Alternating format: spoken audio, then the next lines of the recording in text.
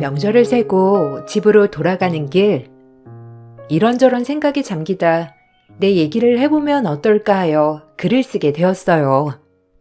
결혼하고 아무런 문제도 없이 행복하게만 흘러가던 제 인생을 뒤흔든 건 다름 아닌 시동생이 결혼을 하고 동서가 이 집에 들어오고 나서부터였어요. 시댁에선 크게 유통사업을 하셨는데 그곳에서 남편 그리고 시동생 모두가 같이 회사를 이끌어가고 있었고 동서는 그 회사 직원이었죠. 어머님이 보시기에 워낙에 성격도 참하고 일도 잘해서 이 결혼은 환영받는 결혼이었어요. 내가 우리 윤희 씨를 둘째 며느리로 맞이할 줄은 정말 몰랐네. 내 회사에서 일할 때부터 너무 마음에 들었어. 감사합니다, 어머님. 저 정말 잘할게요. 이제 아주버님이랑 남편 도와서 더욱더 열심히 일할 거예요. 가족 회사니까요. 그럼 나야 고맙지. 이렇게 든든한 며느리들이 내 옆에 딱 있어주니까 더할 나위 없이 행복하네. 딸이 없어도 행복해. 제가 어머님 딸인걸요. 앞으로 딸처럼 편하게 대해주세요. 저도 대표님 식구가 된 게 정말 꿈인지 생신지 모르겠어요. 언제나 고상하고 자유로운 어머님이셨고 그런 어머님을 저도 존경했어요. 남편과 전 대학교 CC로 만나게 되었고 오랜 연애 끝에 결혼을 해서인지 어머님이 늘 가깝게만 느껴졌었죠. 상대적으로 제 커리어를 쌓을 틈도 없이 아이가 생겨 결혼을 했기 때문에 사실 사회에서 도태되는 삶을 살고 있다고 생각하긴 했어요. 그리고 혼전 임신이라는 것이 아직도 마음에 걸렸던 터라 시댁 식구들을 보기에 살짝 죄송한 마음은 있었습니다. 그래도 나중에 아이가 크면 조금이라도 나가서 일을 해봐야겠다고 생각했지만 그런 저를 일하는 동서는 늘 무시하기 바빴습니다. 처음엔 제가 잘못 들은 줄 알았던 나날이었죠. 형님은 사회생활 많이 안 해보셔서 조금 눈치가 없으신 것 같아요. 저처럼 사회생활하는 커리어우먼이 이런 것까지. 눈치가 없으면 참 그것도 곤란하고 피곤한 일인 것 같아요. 형님은 눈치가 없어서 어떻게 보면 속 편하시겠어요? 무슨 말이야?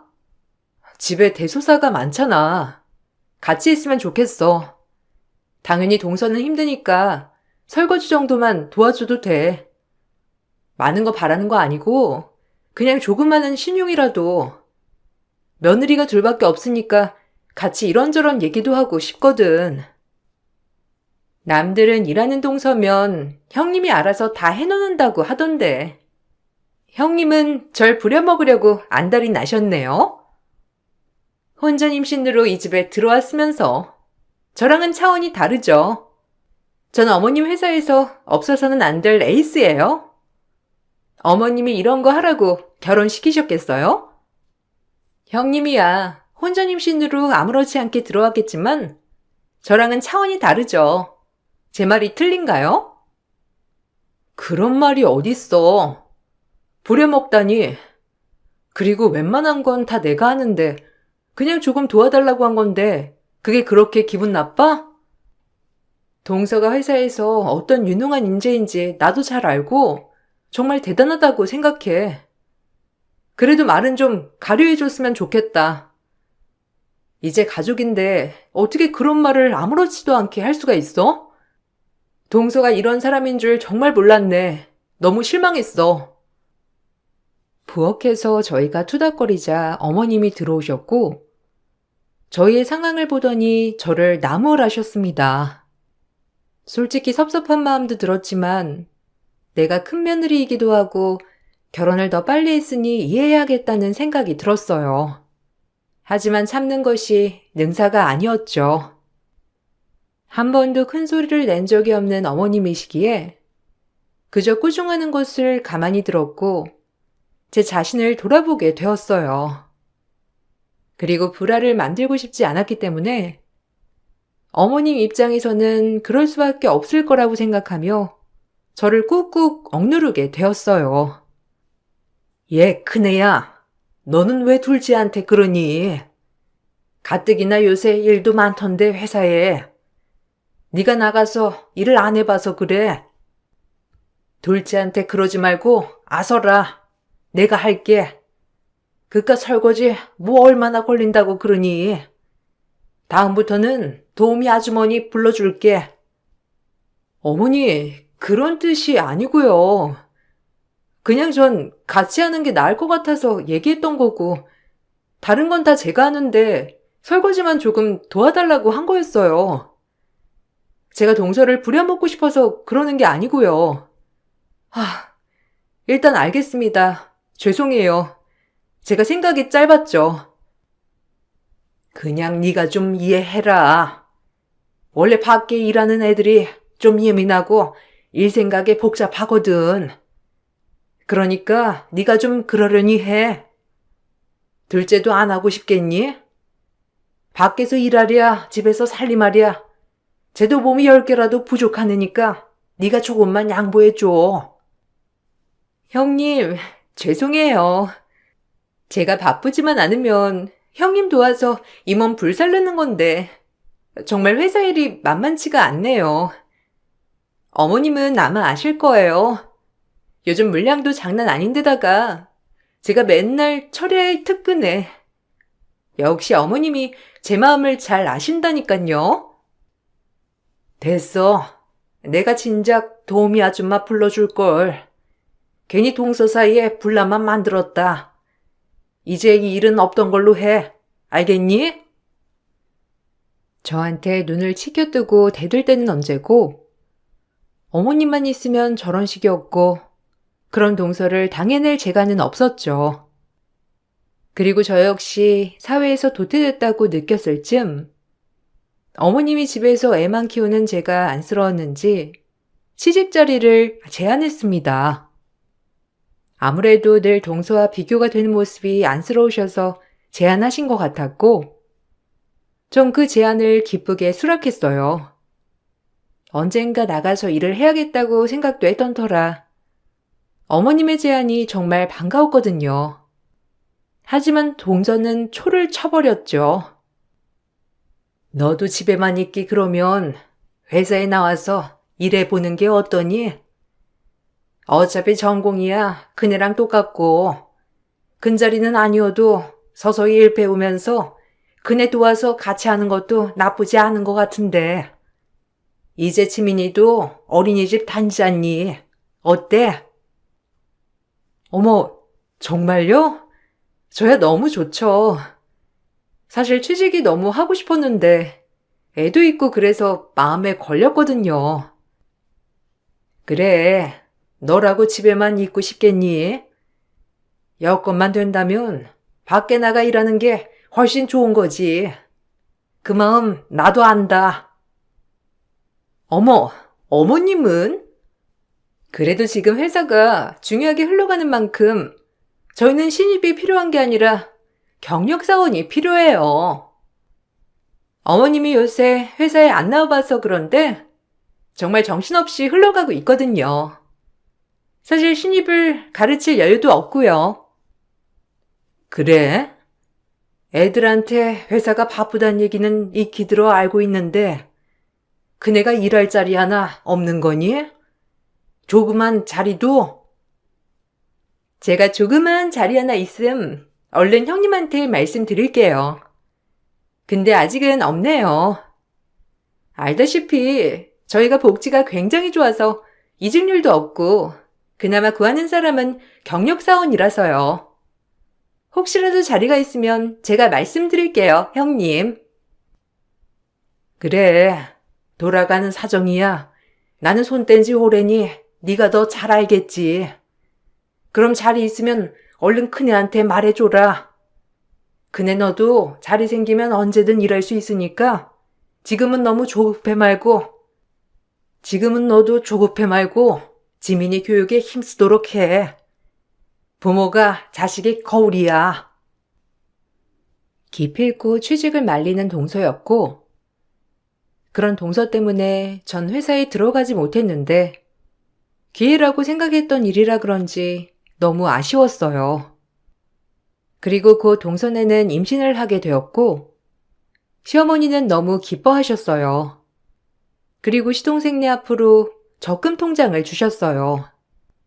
저도 아기 가졌을 때 어머님이 적금 통장을 주었는데 둘째 손주라고 다를 건 없는 시어머니였어요.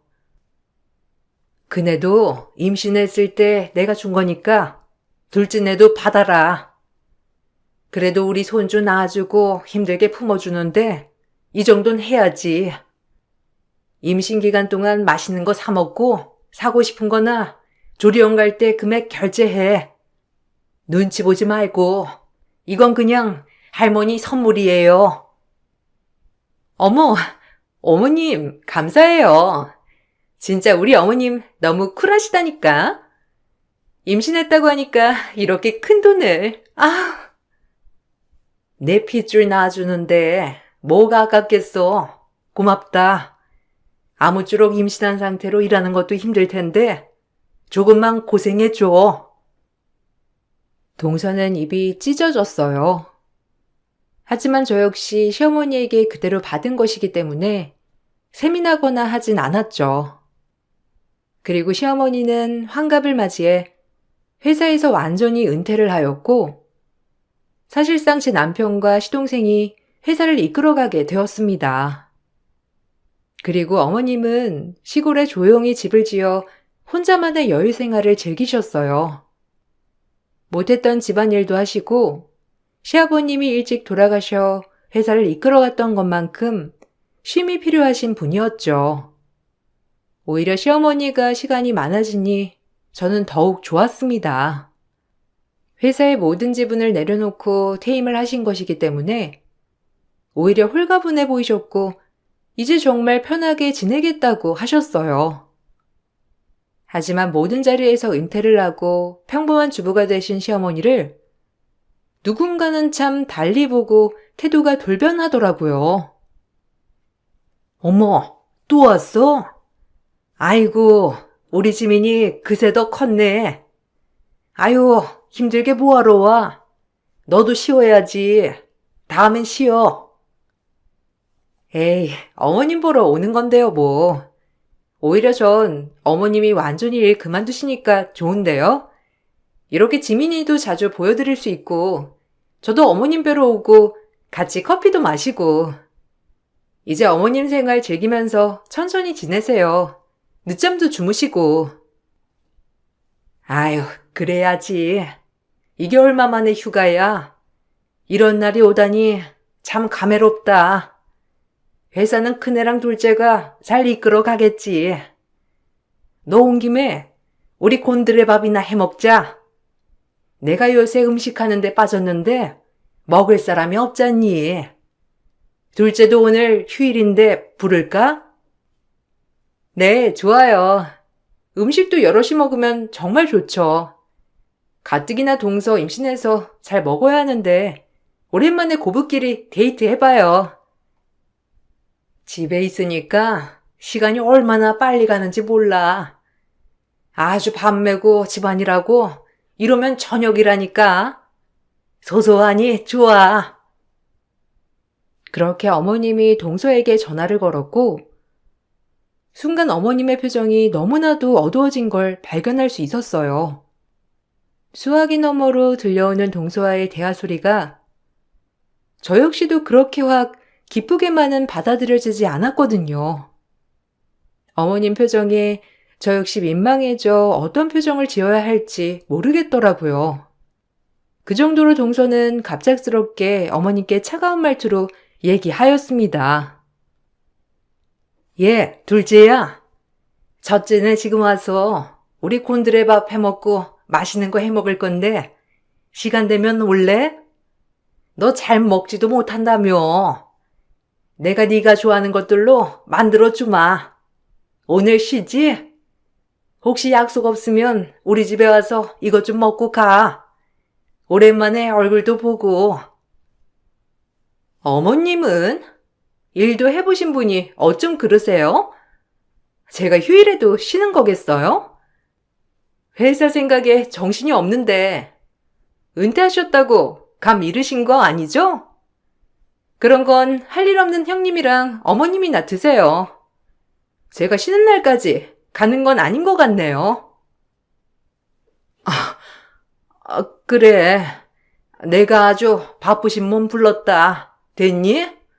참, 어쩜 이렇게 말을 해도 그런 식으로 하는지 내가 아는 애 맞니? 아니, 그렇잖아요. 저 지금 힘드니까 끊을게요. 은퇴하시더니 완전 형님처럼 돼가지고. 아, 난 일 절대 놓지 말아야지. 어쨌든 어머님, 저 못 가니까 그리 아시고 앞으로 이런 소소한 일로 불러주시지 않으셨으면 좋겠네요. 신경 쓸 게 많아서요. 저 역시 너무 당황스러웠고 더 당황해하는 건 어머님이었어요.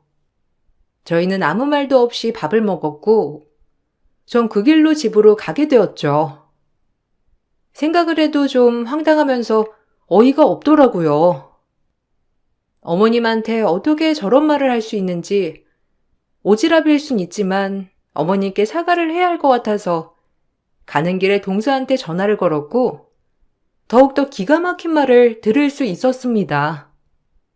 원래 제 얘기는 듣는 둥 마는 둥 하는 동서였기에 크게 기대하고 간 건 아니었지만 동서의 말에 입이 안 다물어지더라고요. 동서, 이건 좀 아니지 않아?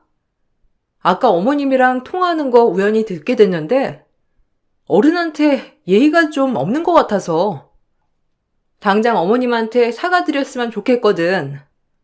이건 부탁이 아니고 그냥 동서한테 해주고 싶은 조언이야. 그러니까 사과드려. 아, 진짜 쌍으로 짜증나게 하네. 아니, 형님, 바쁜 몸이 그런 것까지 해야겠어요? 그리고 막말로 어머님 이제 일도 그만두시고 집에서만 탱자탱자 노는 사람 아니에요? 예전에야 회사 오너니까 뭐 잘 보여야 했지만 지금도 제가 눈치 봐야겠어요? 동서는 회사 오너한테만 눈치 보나 보지? 일반 시어머니는 막대해도 된다는 것처럼 들리네? 진짜 속물이다. 이제 회사가 서방님이랑 내 남편이 운영하니까 동서까지 회사 대표가 된 것 같고 그래? 그래도 그러는 거 아니지. 어떻게 사람이 그래? 그러니까 형님은 그렇게밖에 못 사는 거예요. 그 나이 되도록 경력도 없고 커리어도 없고 야망도 없고 전 이 사람이랑 회사 운영해서 아주버님 자리까지 넘볼 테니까 그리 아세요. 어머님이야 이제 뒷방 노인네인데 제가 관여할 문제는 아니고요. 아, 그리고 아주버님은 혼자인 거 아시죠? 저랑 이 사람이 밀어붙이면 아주버님까지 퇴임하는 거 한순간이라고요. 그러니까 이제 제 눈치를 봐야 할걸요?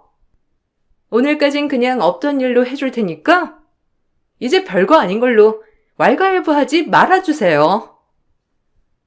그리고 동서는 전화를 끊어버렸고 진짜 약을 먹었나 싶더라고요. 하지만 이 얘기를 어머님께 했다간 크게 상심할 것 같아 말을 아끼게 되었습니다. 어머님도 이런 경우는 처음이니 엄청 상처받을 것 같은 생각이 들었거든요.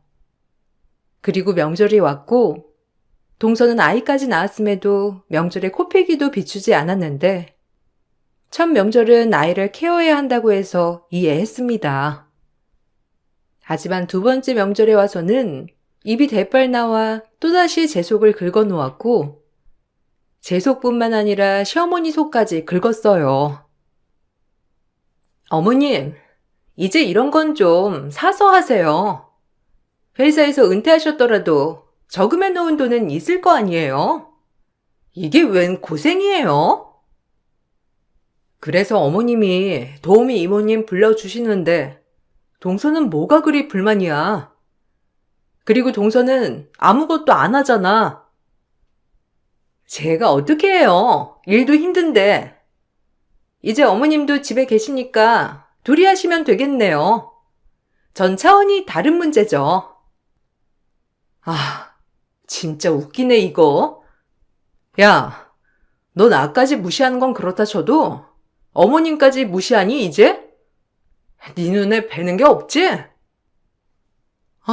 무식해. 애들이 볼까 무섭네요.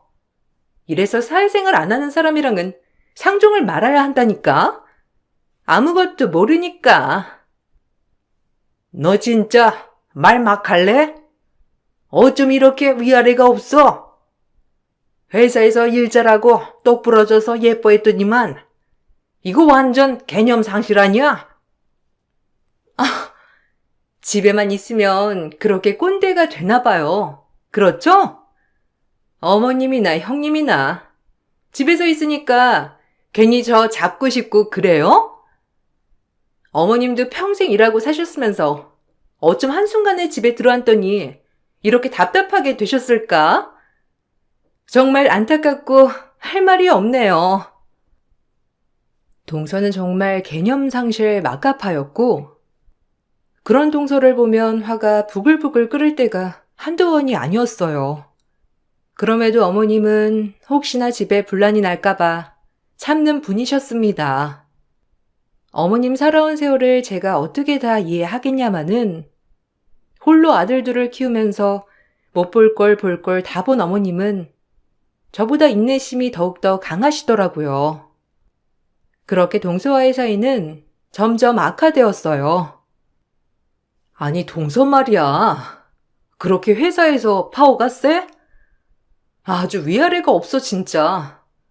어머님이 아무리 은퇴해도 그렇지 진짜 막 나가. 뭐 그렇지. 아무래도 나랑 동생 그리고 재수 씨까지 거의 셋이 운영한다고 해도 과언이 아니니까. 그리고 또 재수 씨 아래로 김 실장이 있거든? 되게 똑똑한 브레인이야. 솔직히 재수 씨랑 김 실장이랑 일 하나는 진짜 잘하긴 해. 원래 일 잘하는 사람들이 예민하고 좀 그렇잖아. 그냥 이해해. 엄마도 회사 때문에 참고 계신 것 같은데 나중엔 본인이 후회할 날이 올 거야. 아니 참는 게 한계가 있으니까 그렇지. 그 회사에서 얼마나 몸바쳐 일한다고. 아, 열불나 진짜. 당신이 좀 주의를 좀 줘. 그렇게 남편에게만 퍼붓는 나날이었어요. 그리고 한번 동서가 웬일로 회사 일 때문에 본인 아들을 저에게 부탁한 날이 있었고 그날 조카를 보았는데 조카가 갑작스러운 열경련으로 응급실에 가게 되는 사건이 있었어요. 예민한 동서는 오자마자 저에게 퍼부으며 한 소리 하더라고요. 얼마나 몰아붙이던지 이래서 에바 준공은 없다는 말이 딱 맞아 떨어졌습니다. 제가 이럴 줄 알았어요. 애가 컨디션이 안 좋으면 미리미리 병원을 데리고 가야 할 거 아니에요? 일부러 저 미워서 그런 거 아니에요? 형님 저한테 열등감 넘치시잖아요. 집에서 놀면서 애 하나를 어쩜 이렇게 제대로 못 봐? 아니 재수씨, 말 다 했어요? 시온이 아픈 건 저도 마음이 안 좋지만 일부러 그런 것도 아니고 이렇게 병원 왔잖아요. 아주버님은 빠지세요. 여자들 문제거든요. 우리 아들 조금만 늦어서 열경련이 뇌까지 갔으면 어쩔 뻔했냐고요. 아, 그래. 뭐 할 말 없다. 그래도 이건 아니지. 아무리 내가 마음에 안 들어도 이런 걸로 동서 진짜 말 함부로 한다. 동서 속상한 마음은 알겠는데 그래도 이렇게 몰아붙이지 말아줄래? 나도 지금 너무 놀래고 정신이 없어서 경황이 없거든. 그리고 생각보다 열경련이 심각해 조카가 입원을 하게 되었고 그곳에서 조금 특이한 점을 발견하게 되었어요. 그리고 들지 말아야 할 생각이 들기 시작했습니다. 조카가 입원했다는 소식을 단칼에 들은 시어머니는 멀리서 아이를 보러 오셨고요. 아이고, 우리 시온이 어쩌냐? 많이 아파서 애미가 힘들겠어. 애보랴 일하랴. 아유, 열이 제일 무서운 건데. 너 일하느라 바쁜데 내가 시온이 봐주마. 그래도 병원에서 이것저것 수발될 게 좀 많겠어. 내가 할머니니까 해줄게. 아우, 됐어요. 전문 시터 쓰는 게 낫죠. 평생 일하던 어머님이 애 수발을 들 수 있겠어요? 가뜩이나 예민한 앤데. 동서 기분이야 지금 그런 거 알겠는데 말은 가려서 하자. 어머님이 동서 위해서 그래 주겠다고 하는 건데 말을 꼭 그렇게 해야겠어? 이제 어머님이 회사에서 모든 걸 내려놓으시니까 아주 배는 게 없지? 회사가 네 거 같니? 그래서 그래?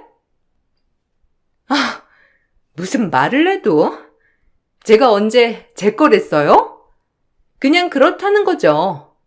시터 쓰면 되니까 저희한테 관심 꺼주세요.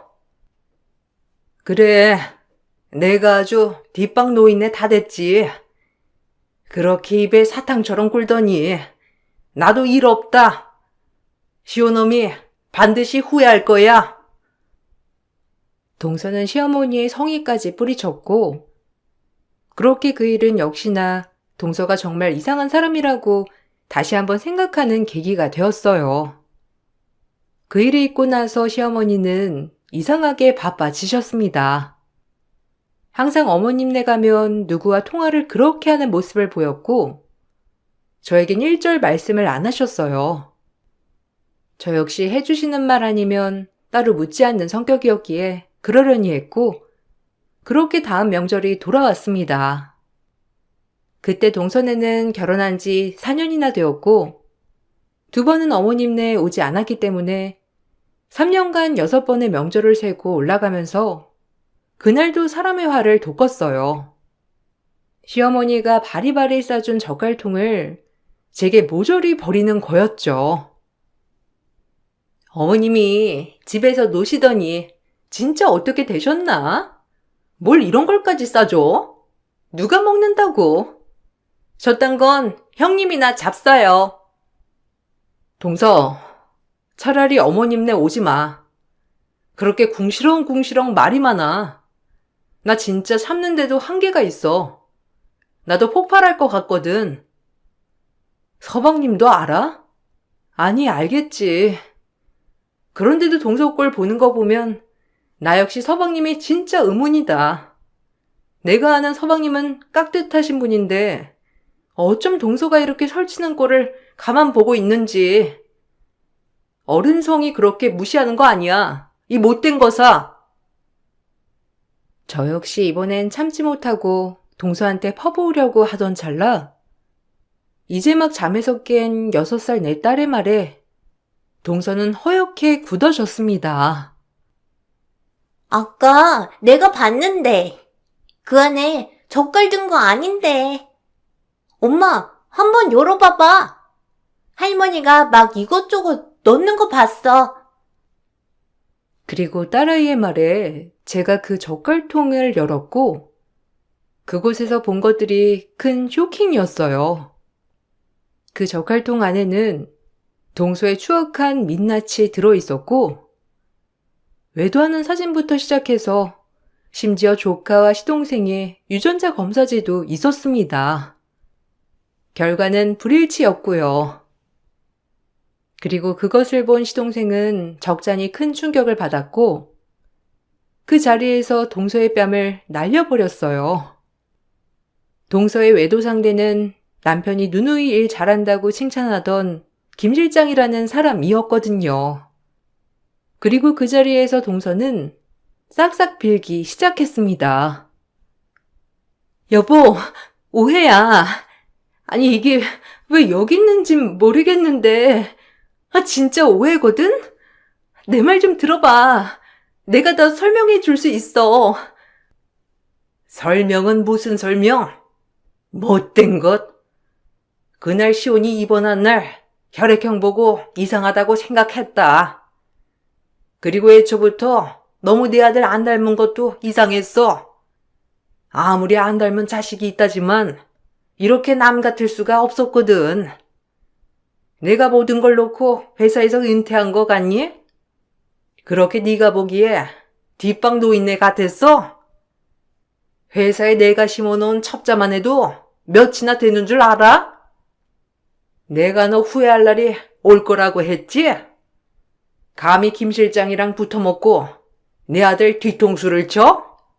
이 망나니 같은 것 용서 절대 못한다. 원래도 이상한 거 알았지만 진짜 이 정도일 줄은 몰랐다. 네가 인간이야?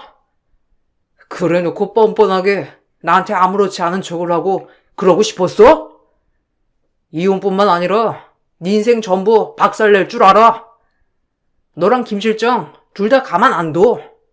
이젠 끝장이니 알아둬라. 사실 시어머님은 그동안 동서에 대해 여러 가지로 캐고 있었어요. 혈액형부터 이상하다고 생각했던 시어머니였기 때문에 동서의 일거수일투족을 회사 직원들에게 보고받았던 것이고, 그로 인해 김 실장과 오래전부터 내연관계였다는 것을 알 수 있었다고 했습니다. 저 역시 그날 혈액형을 보고 이상하다고 생각은 했어요. 잠깐 이상한 생각은 가지긴 했지만 제가 동서네 부부 혈액형을 잘못 안 것일 수도 있으니 전 그냥 그러려니 했지만 어머님은 그냥 넘어가지 않았어요.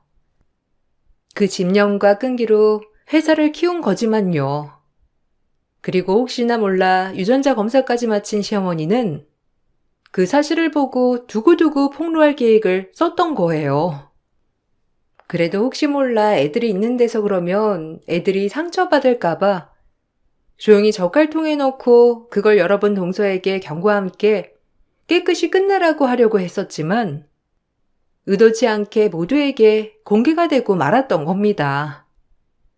그리고 모든 게 폭로가 된 이상 김 실장도 무사하지 못했어요. 김 실장의 말에 의하면 정말 동서는 가관이었었고 애초에 시동생을 이용한 거였죠. 저도 이건 아닌 것 같았는데 저 여자가 이렇게 하면 시온이가 회사 물려받고 그럼 우리가 회사를 꿀꺽할 수 있다고 했어요. 어차피 시온이가 제 아들이니 그리고 형님네에는 딸밖에 없으니 회사는 본인 아들이 물려받게 된다고 하면서요. 저도 이렇게 뒤통수 치는 게 정말 힘들었지만 저 여자에게 홀딱 빠져서 그런 겁니다. 한 번만 선처해 주세요. 깨끗이 물러날게요. 너 말 다 했니? 너도 같이 짜고 했잖아. 왜 나한테 뒤집어 씌워? 네가 장부 조작한 거, 그동안 거래처한테 납품받아서 개인적으로 팔아먹은 것까지 다 고할까? 그래, 아주 막장으로 치자다 보자. 시온이 아빠가 돼가지고 어떻게 그래? 못된 것들. 법이 심판해 줄 거다.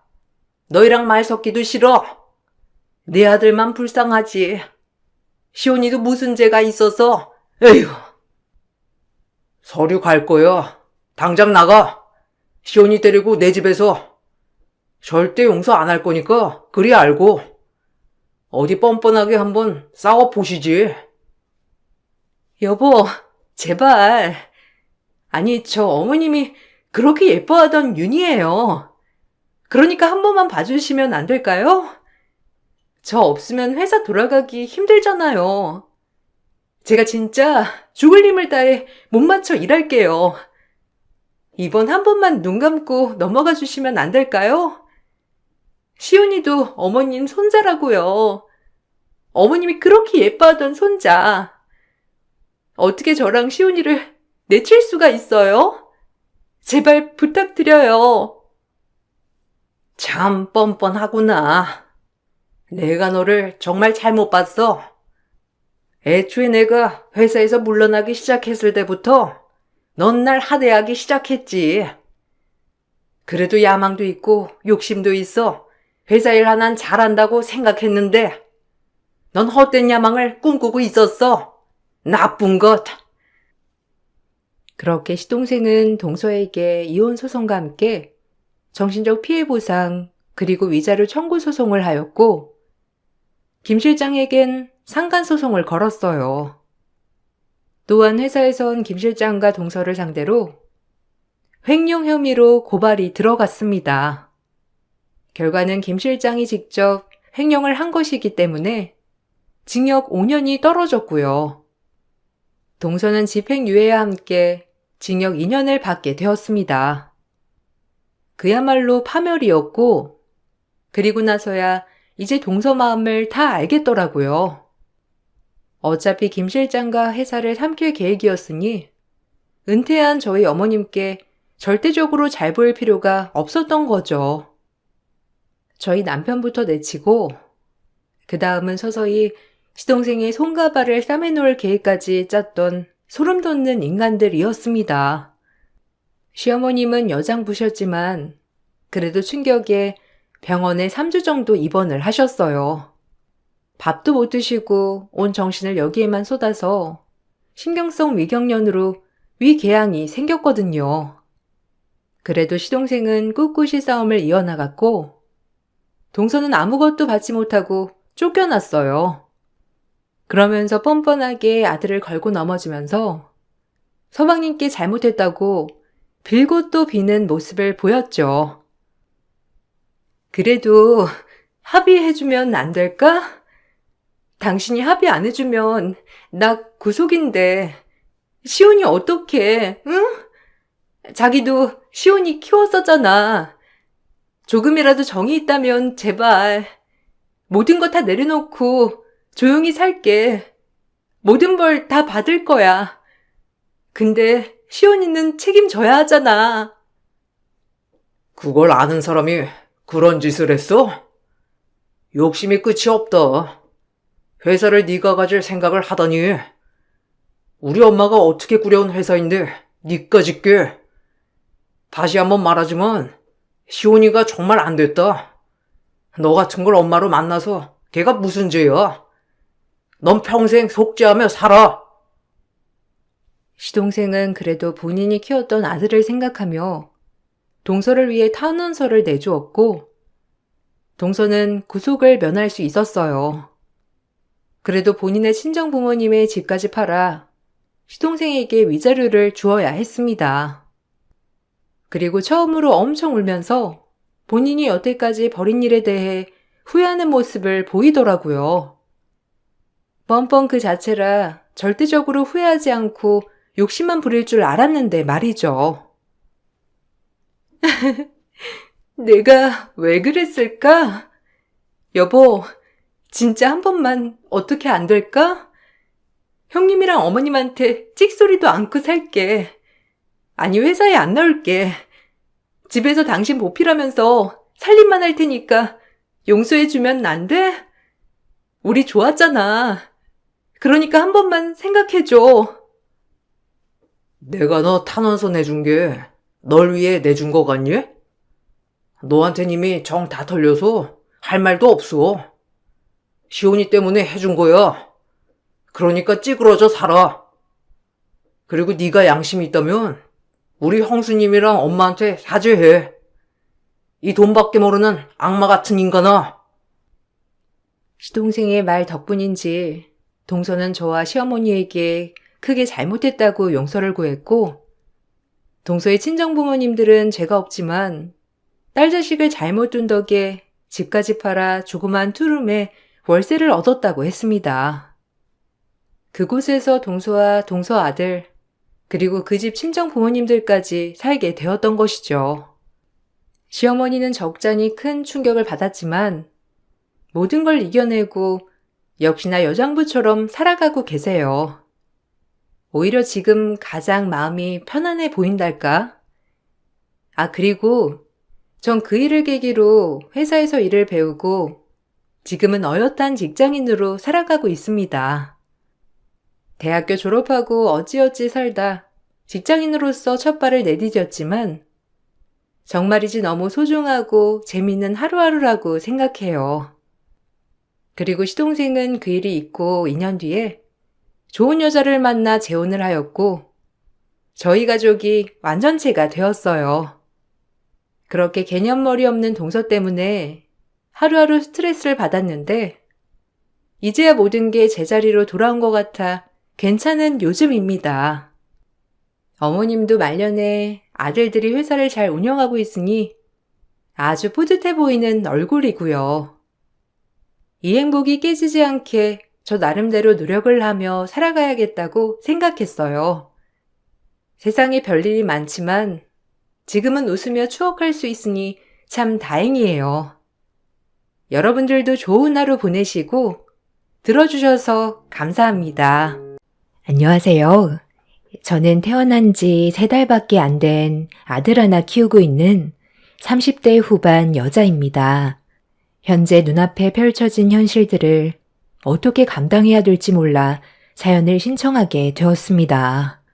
남편이 세상을 떠난 지 벌써 3개월이 지났지만 아직까지도 제 곁을 떠났다는 게 믿어지지가 않아 정신과 치료까지 받고 있는 상태입니다. 불과 3달 전에 남편은 출산하던 날 산부인과로 급하게 오다가 세상을 떠났어요.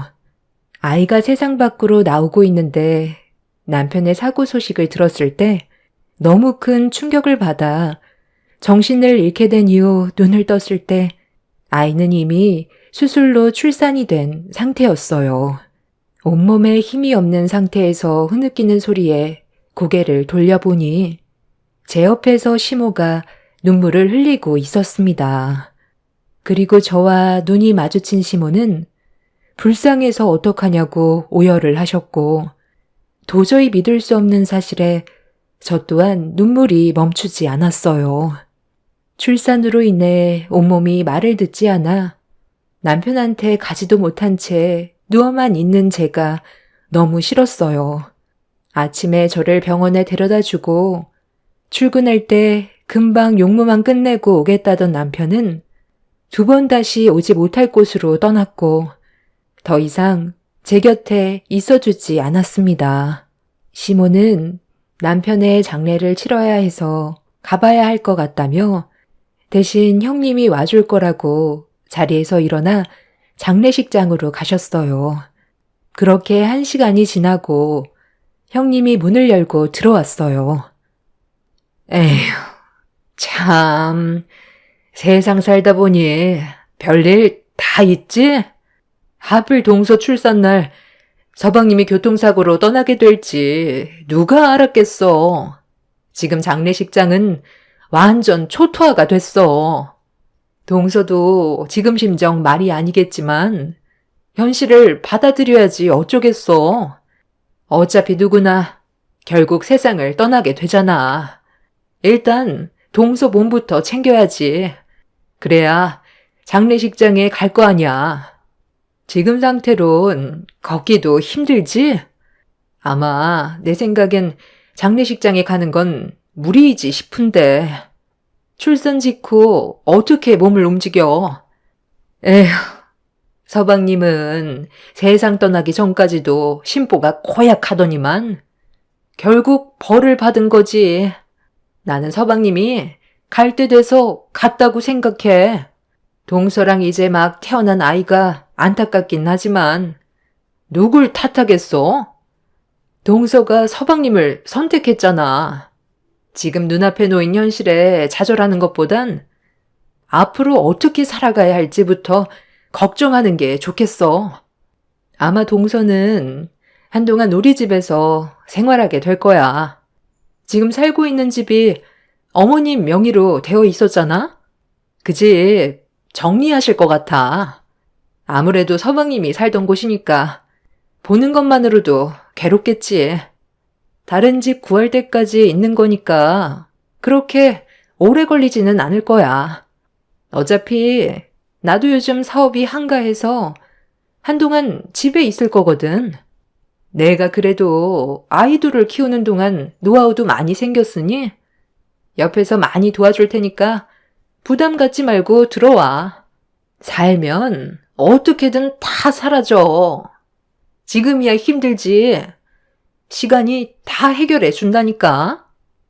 형님은 저를 진심으로 걱정해 주는 거예요? 아니면 지금 이 상황을 즐기고 있는 거예요? 제가 봤을 때 형님은 그이가 세상 떠난 걸 아주 통쾌해하고 있는 것 같은데요.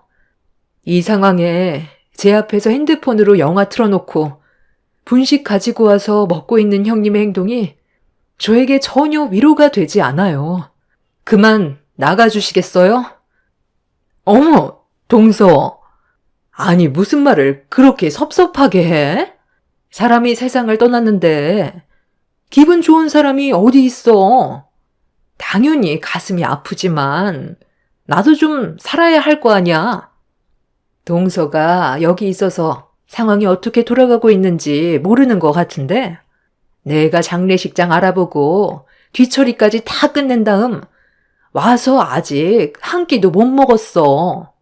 심적으로 많이 힘든 거 잠깐이나마 풀어보려고 영화 한 편 보면서 분식 먹는 건데 이게 싫다고 한다면 나야말로 섭섭하지. 서방님 장례식장 준비해준 게 나라니까. 형님은 되려 저에게 서운하다면서 기분 나쁘다는 표정으로 노려보고 있었어요. 저를 위로해주는 말을 하기보다 되려 상처되는 말만 했으면서 제가 잘못을 했다는 것 마냥 화를 내더니 자리에서 먹던 음식들을 정리하고 빠르게 일어나 밖으로 나가 버렸습니다. 출산 직후라 몸도 움직일 수 없는 상황인 거 뻔히 알면서 제 속을 긁어놓는 형님의 생각 없는 행동들이 너무 화가 났어요. 출산할 때 아이가 워낙 우량아로 태어나 아랫부분을 많이 째는 바람에 걷는 것조차 힘든 현재의 상황을 어떻게 헤쳐나가야 할지 몰라 답답하기만 했었습니다. 결국 그날 저는 형님이 나간 뒤로 저 혼자 산후조리실에 있었고 다음날 아침에 아주버님이 휠체어를 가지고 들어왔어요. 남편 얼굴 봐야 하지 않겠냐며 저를 부축해 주었고 그렇게 도움을 받아 장례식장에 갈 수 있었습니다. 장례식장에 도착을 하니 시부모님은 눈물을 흘리고 계셨고 눈앞에 보이는 남편의 영정사진을 보는 순간 저 또한 엄청난 충격으로 다가와 참을 수 없는 눈물에 오열을 했어요. 제가 남편과 결혼을 했을 때 상상했던 그림과는 전혀 다른 전개로 흘러가 마음이 무너져 내렸어요. 그래도 아주버님의 도움을 받아 남편의 장례식에 참석할 수 있다는 것만도 다행이라고 생각했었습니다. 저는 휠체어에 오래 앉아 있을 수가 없다 보니 시모의 도움을 받아 휴게실에 들어가 잠깐 누워 있었지만 산후조리실에 아이를 두고 왔었기 때문에 오래 있을 수가 없었어요. 그래서 또다시 산후조리실로 돌아가야 해서 천천히 몸을 일으켰어요. 좀 더 누워있지. 왜 벌써 가려고? 나도 힘들지만 너도 지금 눈앞에 펼쳐진 현실이 믿어지지가 않겠지. 산후조리실에 있는 아이도 신경이 쓰일 텐데 우리 아들 장례도 치러야 하니 머릿속이 얼마나 복잡하겠어.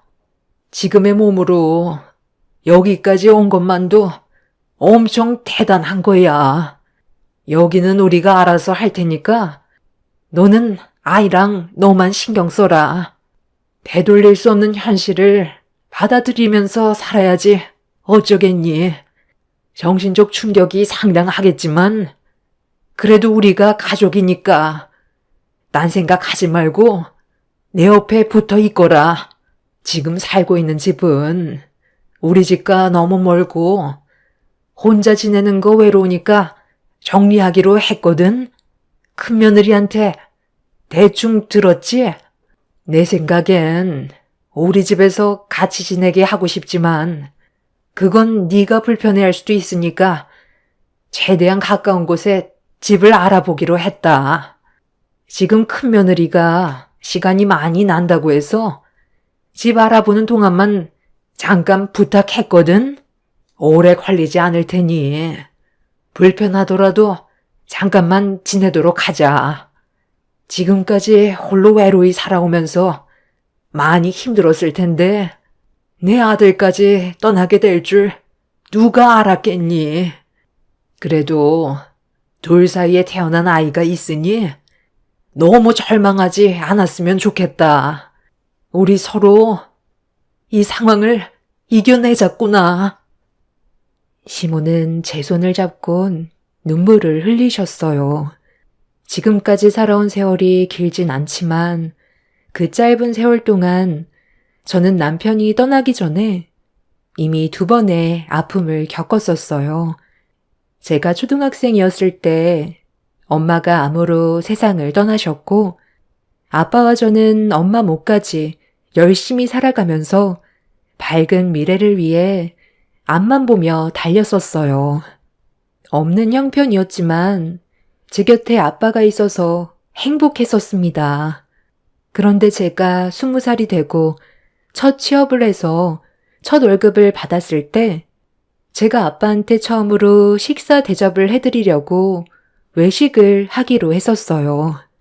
그런데 하필 그날 아빠는 제 곁이 아닌 엄마의 곁을 따라가게 되었죠.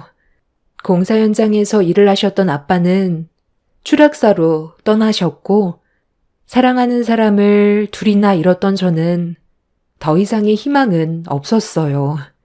무엇을 바라보면서 살아야 할지 몰라 하루하루가 너무 힘이 들었었고 무의미한 삶을 물 흘러가듯이 살아갔었는데 어느 날 제 마음속에 한 사람이 들어왔고 차갑게 얼어있던 저를 녹여주었던 남편과 결혼까지 이어질 수 있었어요. 과거의 아픔들을 전부 잊어버릴 수 있을 만큼 남편은 저에게 정말 많은 것들을 주었었는데 제 인생에서 사랑하는 사람을 셋이나 떠나보내게 되니 정신이 온전하지 못한 건 당연했었습니다. 그래도 정말 절망 속에 제가 버틸 수 있었던 건 남편과 저와의 사이에서 태어난 아이가 옆에 있었기 때문에 살아갈 수 있었습니다. 시몬은 저에게 장례식장에 더는 오지 않아도 된다며 출산 직후의 몸이라 더 큰 문제라도 생길까봐 걱정을 하셨지만 남편의 장례를 끝까지 함께하고 싶었어요.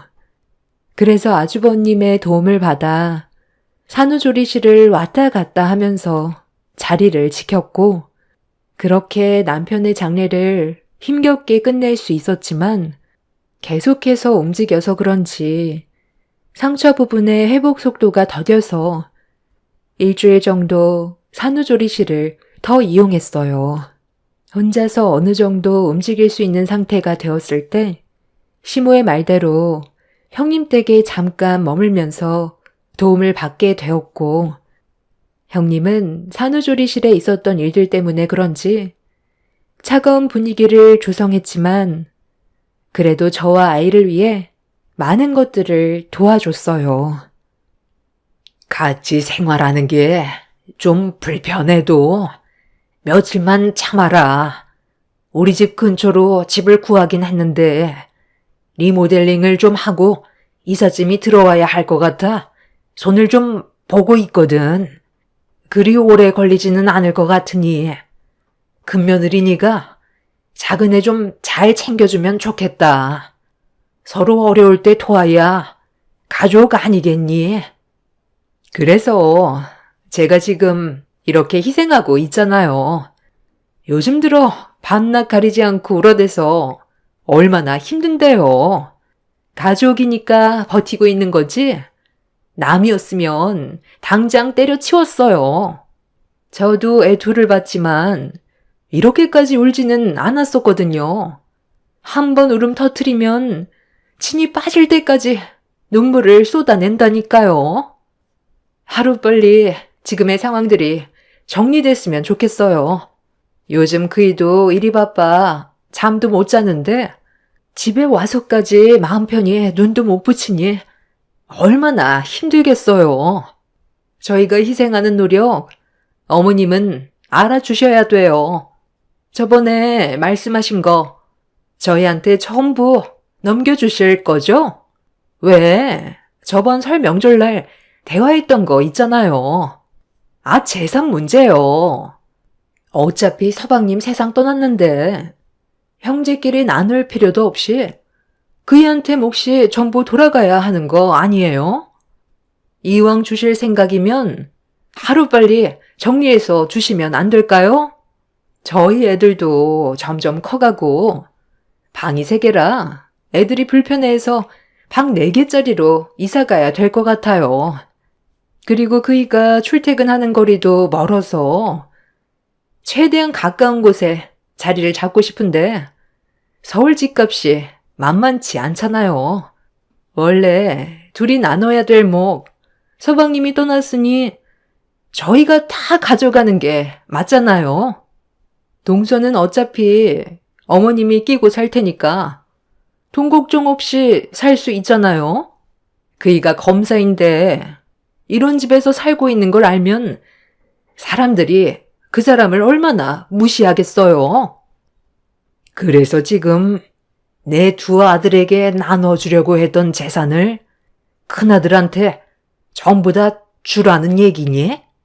아휴, 그건 좀 더 생각을 해봐야 될 것 같은데 나는 갓 태어난 우리 손자한테 작은 아들이 가져가야 했던 재산을 넘겨줄 생각을 하고 있었거든. 너희 시아버지도 나랑 같은 생각이고 그리고 작은 며느리가 우리 집 근처에서 자리를 잡게 되겠지만 그렇다고 작은 아들한테 줄 재산을 큰 아들한테 전부 준다는 건 좀 무리한 부탁 같구나. 그건 좀 진지하게 생각해 볼 필요가 있지 않을까? 지금 당장 정할 순 없지. 너희들은 돈 걱정 없이 잘 살고 있는데 그렇게 많은 욕심을 부려서 뭐해? 내가 주려던 재산은 노후 자금 빼고 적당한 선에서 나눠줄 생각이었다. 너무 서운하게 생각하지 말고 아직 서로 대화할 시간은 많이 있으니까 좀 더 기다려 보거라. 돈 문제로 얼굴 붉히는 게 제일 안 좋은 거 알고 있지? 어머님, 정말 너무하세요. 제가 이렇게까지 말씀드리는 이유가 뭔지 정말 몰라서 그러는 거예요? 곧 동서가 살게 될 그 집, 어머님 명의로 되어 있다곤 하지만 나중에 동서한테 명의 이전에 줄 거잖아요. 어머님 근처 아파트 집값이 평균 15억이 넘어가는데 그걸 아무런 대가 없이 그냥 준다면 제가 얼마나 서운하겠어요.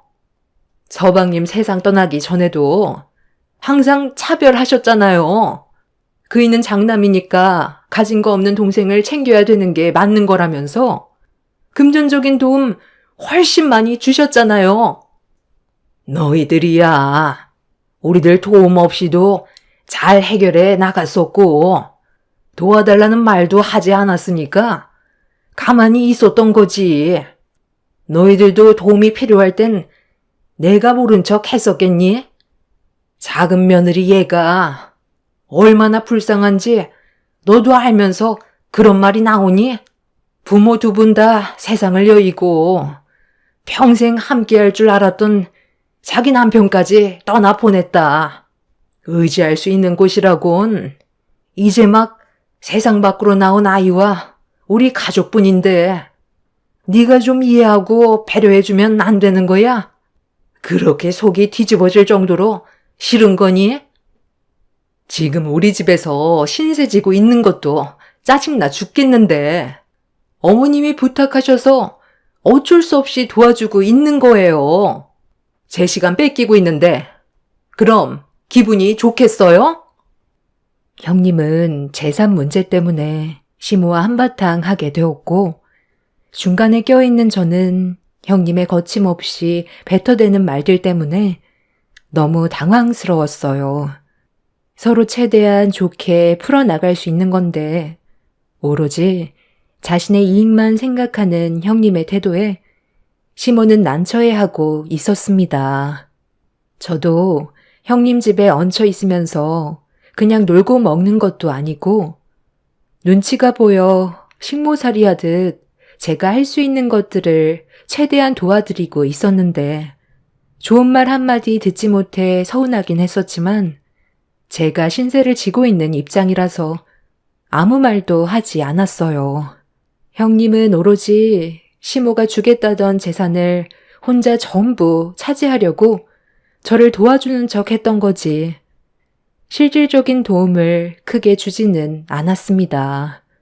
한마디로 보여주기식이었지만 그래도 형님 집에 있으면서 안정적으로 아이를 키울 수 있다는 거에 참고 있었는데 시모와 안 좋은 말들이 오고 간 이후 집으로 돌아가시게 되자 형님과 제가 단둘이 남게 됐을 때 갑자기 무서운 눈빛으로 저를 노려보더니 잠깐 앉아보라면서 거침없이 막말을 퍼부었어요. 동서도 어머님이랑 같은 생각이야? 내가 지금 잘못한 것 같냐고. 따지고 들면 내 말이 맞는 거잖아.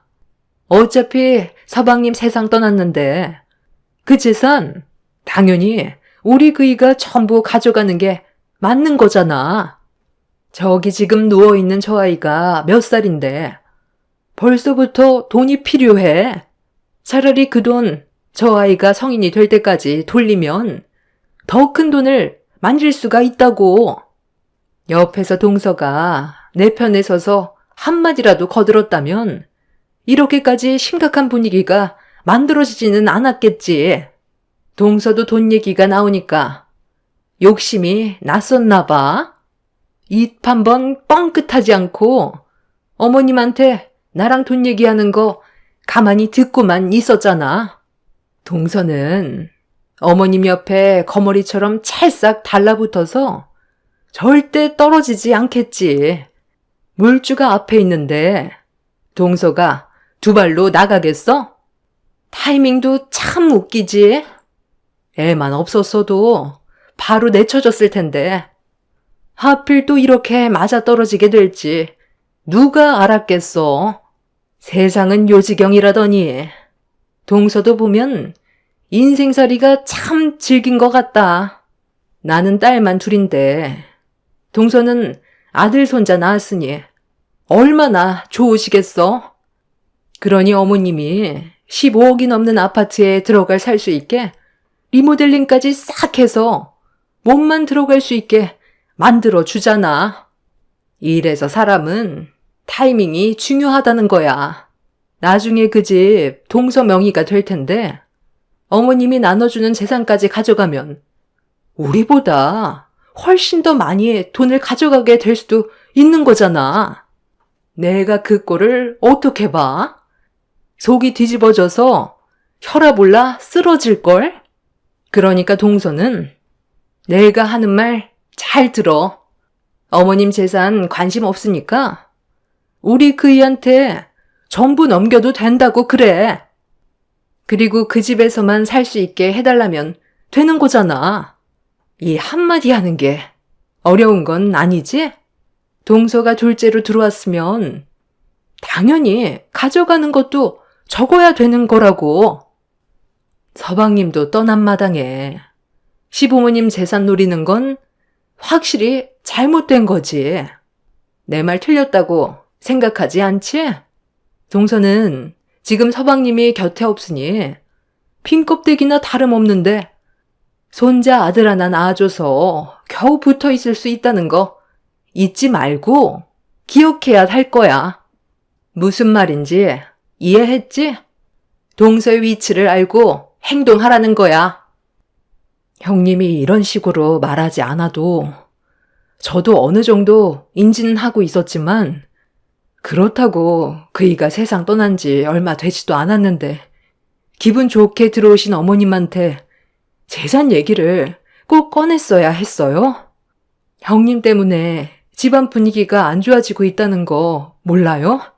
저도 이 집에 붙어 있는 거 눈치 보여서 얼마나 힘든데요. 그래도 며칠만 신세 지는 거니 최대한 참고 있는 거라고요. 그리고 형님이 지금까지 했던 말들 전부 어머님이랑 저한테 상처되는 말들이에요. 제발 말 좀 가려서 하세요. 입 밖으로 내뱉기 전에 생각부터 하라는 거예요. 어머님이 집으로 돌아가시면서 얼마나 마음이 안 좋겠어요. 돈이 인생의 전부는 아니라고요. 동서가 어머님이 떠주는 밥만 먹다 보니까 아주 배가 터질 정도로 불렀지? 돈이 인생의 전부가 아니라고? 밥숟갈 뜨기 힘들 정도로 상황을 힘들게 만들어줄까? 과연 그때도 동서가 지금처럼 말을 할 수 있을 것 같아? 가진 것도 없는 집안, 능력도 없었으면서 서방님 하나 잘 만나서 인생 꽃길 걷게 된 주제에 어디서 혼자 고귀한 척 입을 털고 있어? 내가 이런 말까진 안 하려 했는데 동서 자체가 문제인 거 몰라? 동서가 태어나면서부터 집안에 불행이 찾아왔고 두 부모가 세상을 떠나게 된 거야. 부정하려 해도 인정할 수밖에 없는 게 왜인 줄 알아? 동서 옆에 있던 서방님도 세상을 떠났으니까. 그 다음은 또 누가 될까? 저기 세상 모르고 자고 있는 저 아이가 다음 타자가 될까? 아니면 동서를 딸처럼 아껴주는 어머님이 다음 타자로 세상을 떠날까? 정말 궁금하지 않아? 동서 자체가 불행을 끌고 다니는 사람이라는 거 나는 알겠는데 본인은 지금까지 인지를 못하고 있었나 봐. 아휴, 앞으로 조심해야 되겠다. 내가 될 수도 있는 거잖아. 형님은 저에게 온갖 상처되는 막말을 거침없이 꺼내 놓았어요. 너무 큰 충격을 받아서 정신을 차리기 힘들 정도였고 결국 제 두 눈에선 눈물이 흘러내렸어요. 인생을 살면서 사랑하는 사람이 3명이나 제 곁을 떠난 것도 마음이 아픈데 형님의 저를 노려보면서 뱉었던 독설은 제 마음을 후벼파 놓았습니다. 더는 형님 댁에서 도움받고 싶지 않아 방으로 들어간 뒤 시모에게 전화를 걸었어요. 다음날 시댁으로 가는 게 좋을 것 같다고 진지하게 말씀드렸죠.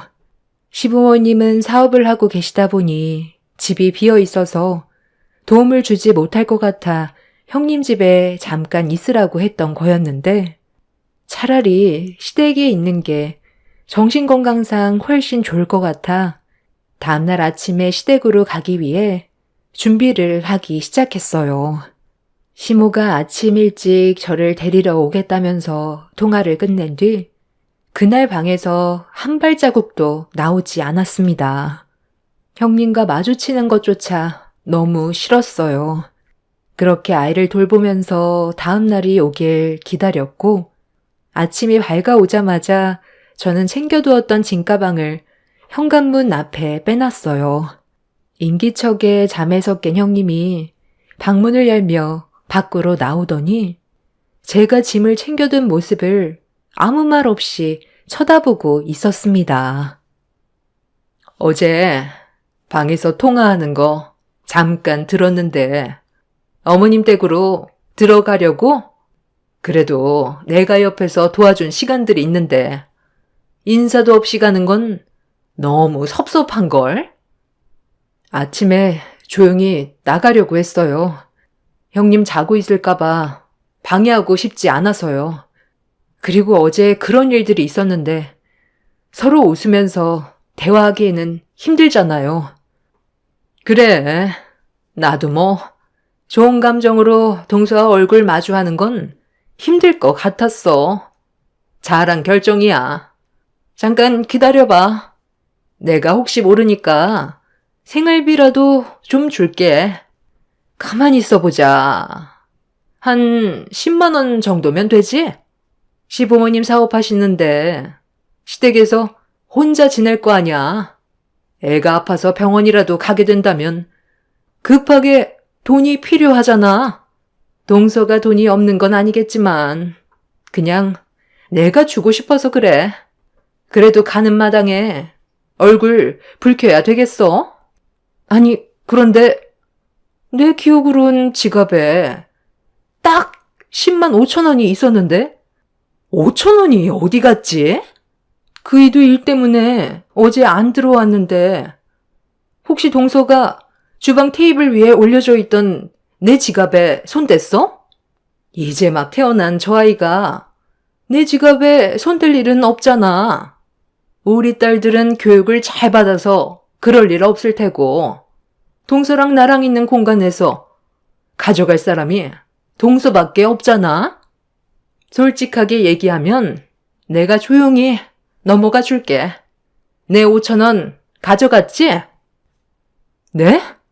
아, 갑자기 그게 무슨 말이에요? 제가 왜 형님 지갑에 손을 대요? 저는 어제부터 방에서 한 발자국도 나오지 않았어요. 형님이 어디에다 뒀겠죠.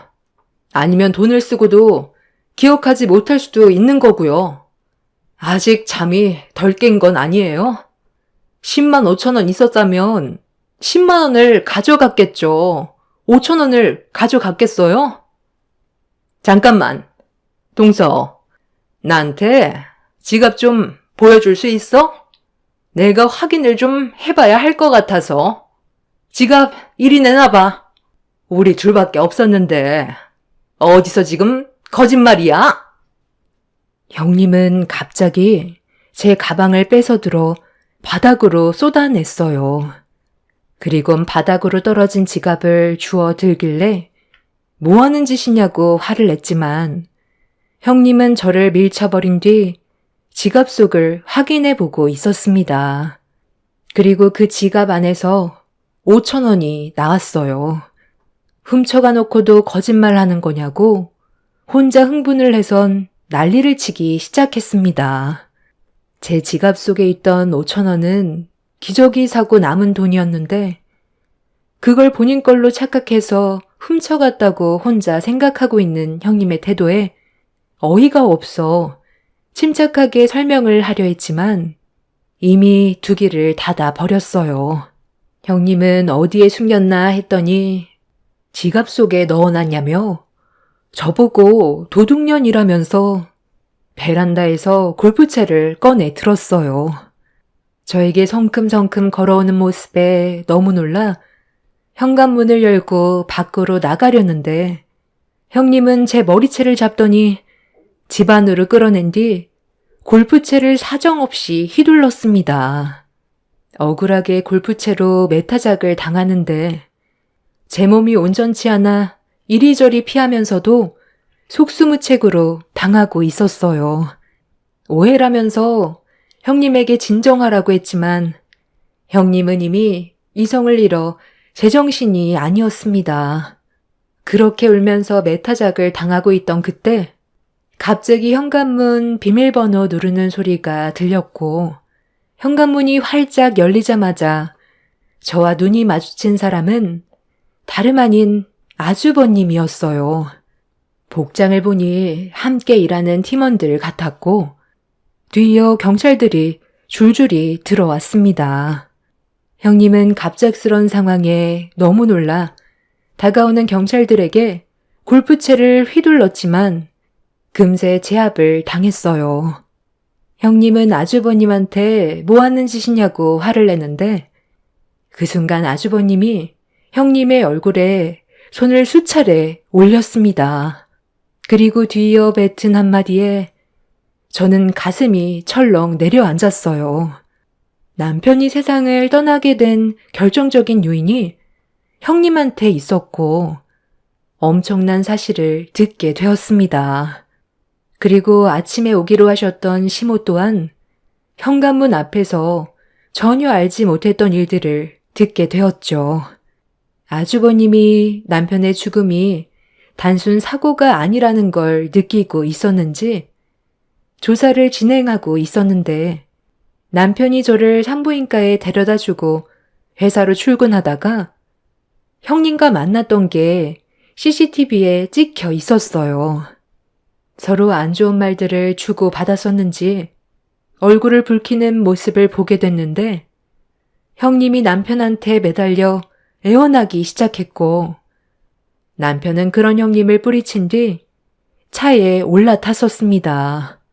그 모습을 쳐다보던 형님은 누군가에게 전화하는 모습이 그대로 찍혀 있었어요. 그리고 회사로 출근하는 남편을 뒤따라가고 있었죠.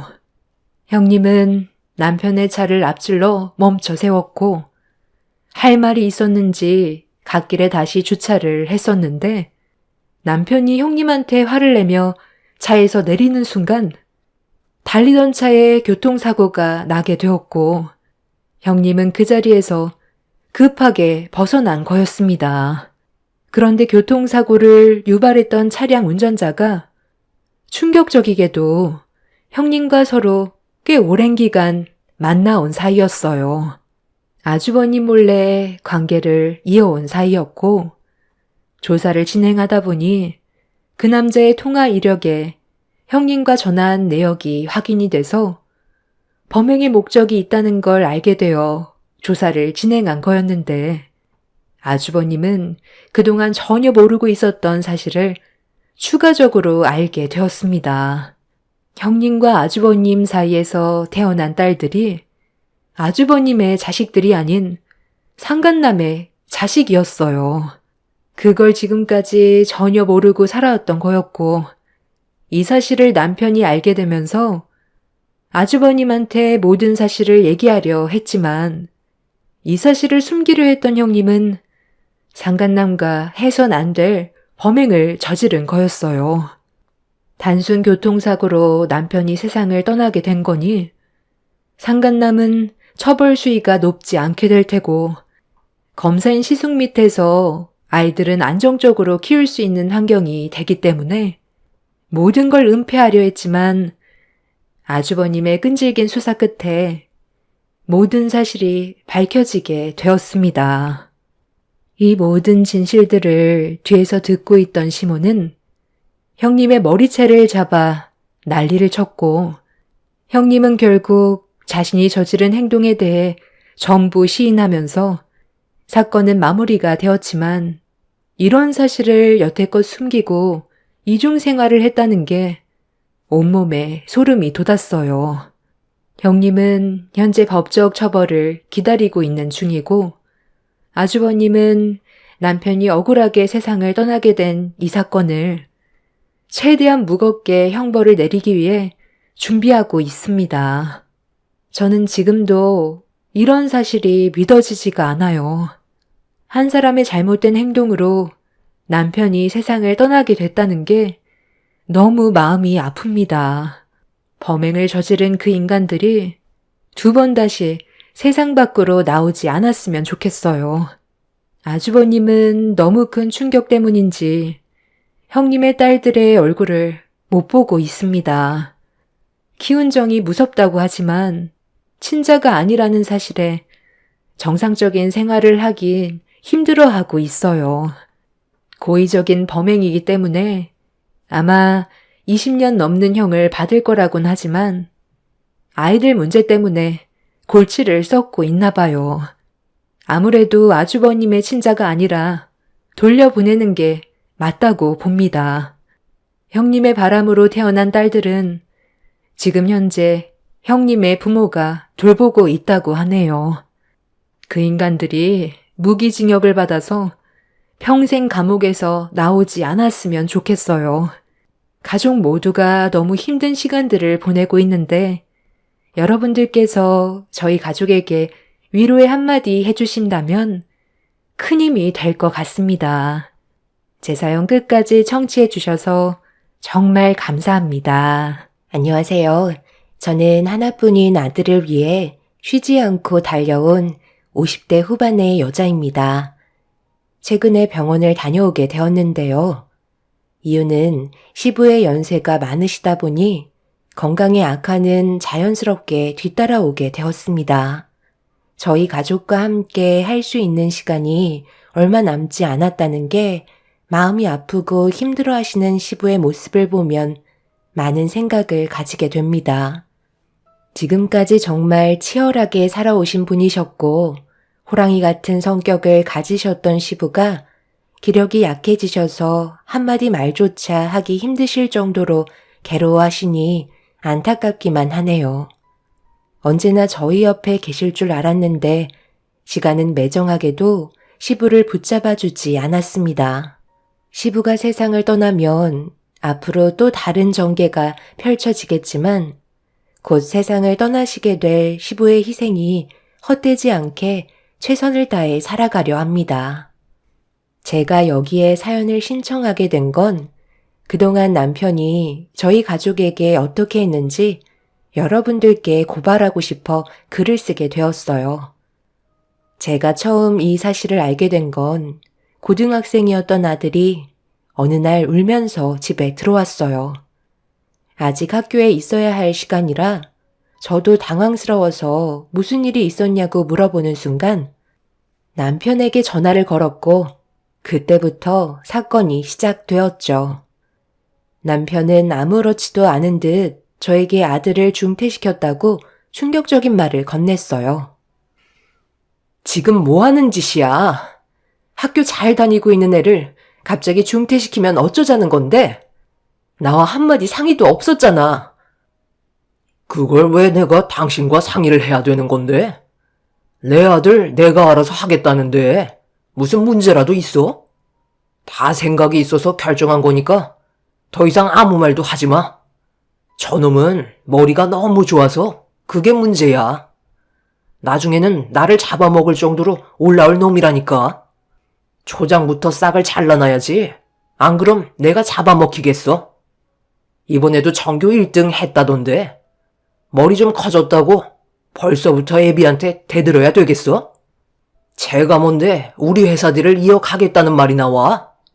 나는 그럴 생각 전혀 없고 그놈이 앞으로도 잘 되는 꼴은 못 보니까 중퇴시킨 거 취소하지 마. 만약 당신도 내 결정을 거절한다면 그땐 집에서 내쫓길 줄 알아. 알겠어? 저놈은 막노동이나 하면서 살라 그래. 내가 봤을 때 그게 딱이야.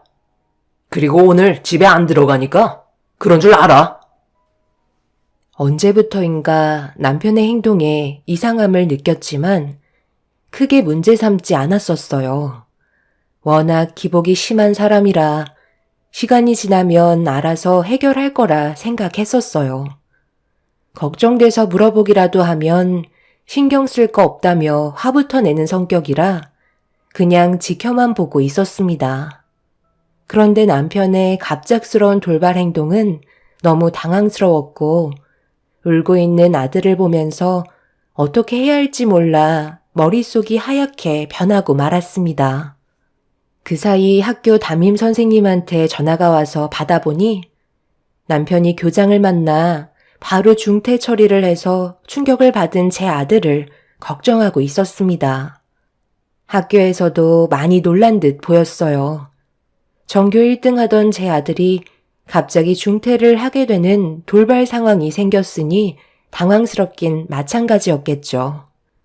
일단 중퇴 처리를 취소하는 게 좋을 것 같아 담임에게 취소 처리해달라고 얘기했는데 이 문제가 남편과 교장과의 단둘이 진행된 사항이라 담임이 관여할 수 있는 문제 아니라며 직접 학교로 찾아와 교장과 상담을 하는 게 좋을 것 같다고 방법을 알려주었죠. 그래서 학교로 찾아가 교장을 만나려 했지만 남편은 여러 가지 상황들이 발생될까봐 교장에게 조치를 취해 놓은 상태라 제가 할 수 있는 건 아무것도 없었습니다. 교장은 저를 전혀 만나주려 하지 않고 있었어요. 결국 아무것도 해결되지 않은 채 집으로 돌아왔는데 아들 방이 조용하길래 조심스럽게 문을 열어보니 이런 안 좋은 상황 속에서도 제가 해결해 줄 거라고 믿고 있었는지 공부에 집중을 하고 있었네요. 상황이 더 악화되기 전에 서둘러 해결하는 게 좋을 것 같아 일단 시어머니께 전화를 걸었고 남편이 한 돌발 행동에 대해서 침착하게 대화로 풀어나갔습니다. 그런데 묵묵히 듣고 계셨던 시모가 한마디를 하셨는데 이해할 수 없는 말들을 늘어놓기 시작하셨어요. 제 입장에서는 많이 당황스러웠고 할 말을 잃게 되었죠. 그래서 나보고 어떻게 해달라는 건데? 내가 무슨 힘이 있겠어? 지금까지 살면서 아들의 결정에 대해 토단 적 한 번도 없었는데 괜히 나섰다가 나까지 피해오면 네가 책임질 거니? 내 아들이 아무 생각 없이 그런 행동을 저질렀겠어? 그래서 안 도와주시겠다는 건가요? 하나뿐인 어머님 손자가 지금 그이 때문에 중태를 당했다고요. 이게 얼마나 심각한 문제인지 모르셔서 그런 무책임한 말씀을 아무렇지도 않게 꺼내시는 건가요? 제발 그 사람 설득 좀 시켜주세요. 나는 싫다. 내 손까지 넘어오게 하지 마라. 그리고 손자가 많던 적던 아들 말 안 들었다가 집안 난리 나는 걸 보고 싶지 않으니까 그냥 현실을 받아들이거라. 아니면 검정고시 보던가. 찾아보면 방법은 많이 있잖니? 괜히 일 크게 만들지 마라. 지금 그 말씀이 가족을 위한 길이라고 생각하시는 건 아니시죠? 어머님 정말 실망이네요. 다시는 연락하지 않겠어요. 그러든지 말든지 너 알아서 해라. 나는 뭐 네가 며느리로서 마음에 들어서 여태까지 끼고 살았는 줄 아니? 시모는 제 부탁을 들어주려 하지 않으셨어요. 남편의 성격이 워낙 욱하는 성질이 있어서 혹시라도 시모가 도와주셨다가 남편이 분노를 하면 아무도 말릴 수가 없다는 걸 원치 않으셨는지 아예 귀를 닫으셨습니다. 거기에다가 저를 며느리로서 마음에 들어하지 않았기 때문에 제 부탁을 들어주려 하지 않으셨어요. 결국 이런 상황이 오게 되니 제가 할 수 있는 건 아무것도 없는 것 같아 답답한 마음에 눈물을 쏟아내고 있는데 전화 한 통이 울렸고 번호를 확인해 보니 시부가 해외 일정을 마치고 한국으로 복귀를 하셨어요. 가족 아무도 전화를 받지 않아서 걱정되는 마음에 저한테 전화를 하신 거였죠. 몇 년간 해외로 이주한 회사를 안정권으로 만들기 위해서 한동안 시부의 얼굴을 뵌 적이 없었습니다.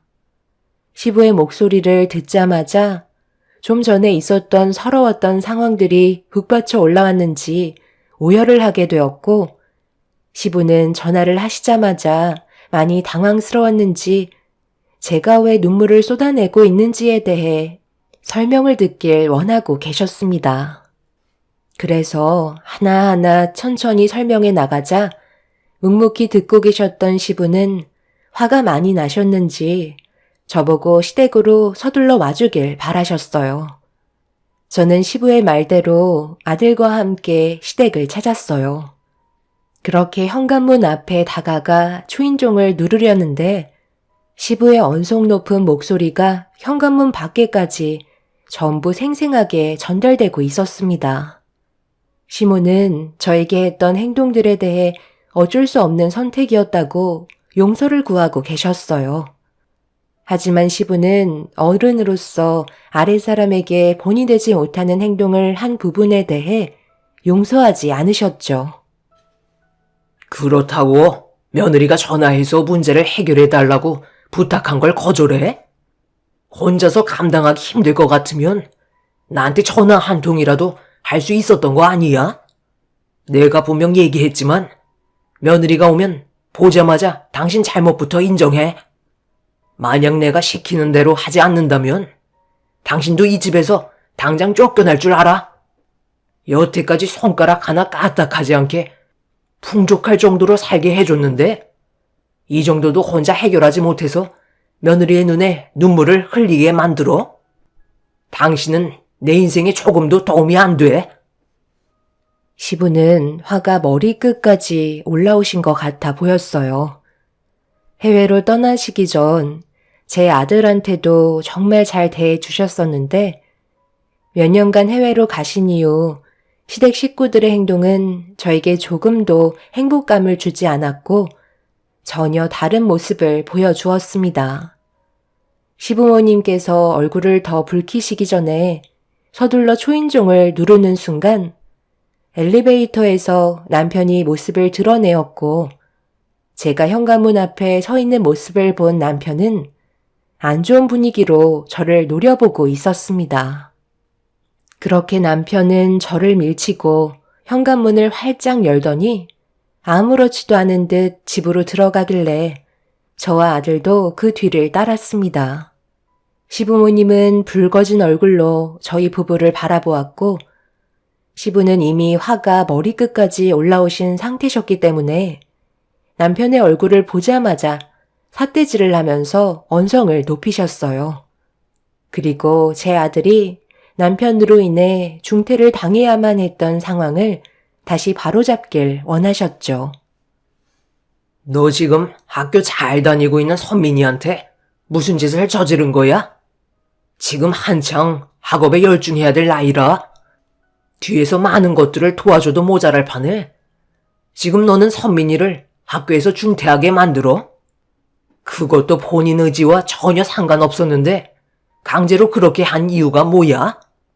며느리한테 들어보니까 말도 안 되는 이유를 늘어놓고 있었더니만 네가 뭔데 회사를 이어가네만해 하면서 내 손자한테 상처를 주는 건데 뭔가 단단히 착각하고 있는 것 같은데 네가 이런 일을 저지르고도 회사에 온전히 몸 담그고 생활할 수 있을 것 같아?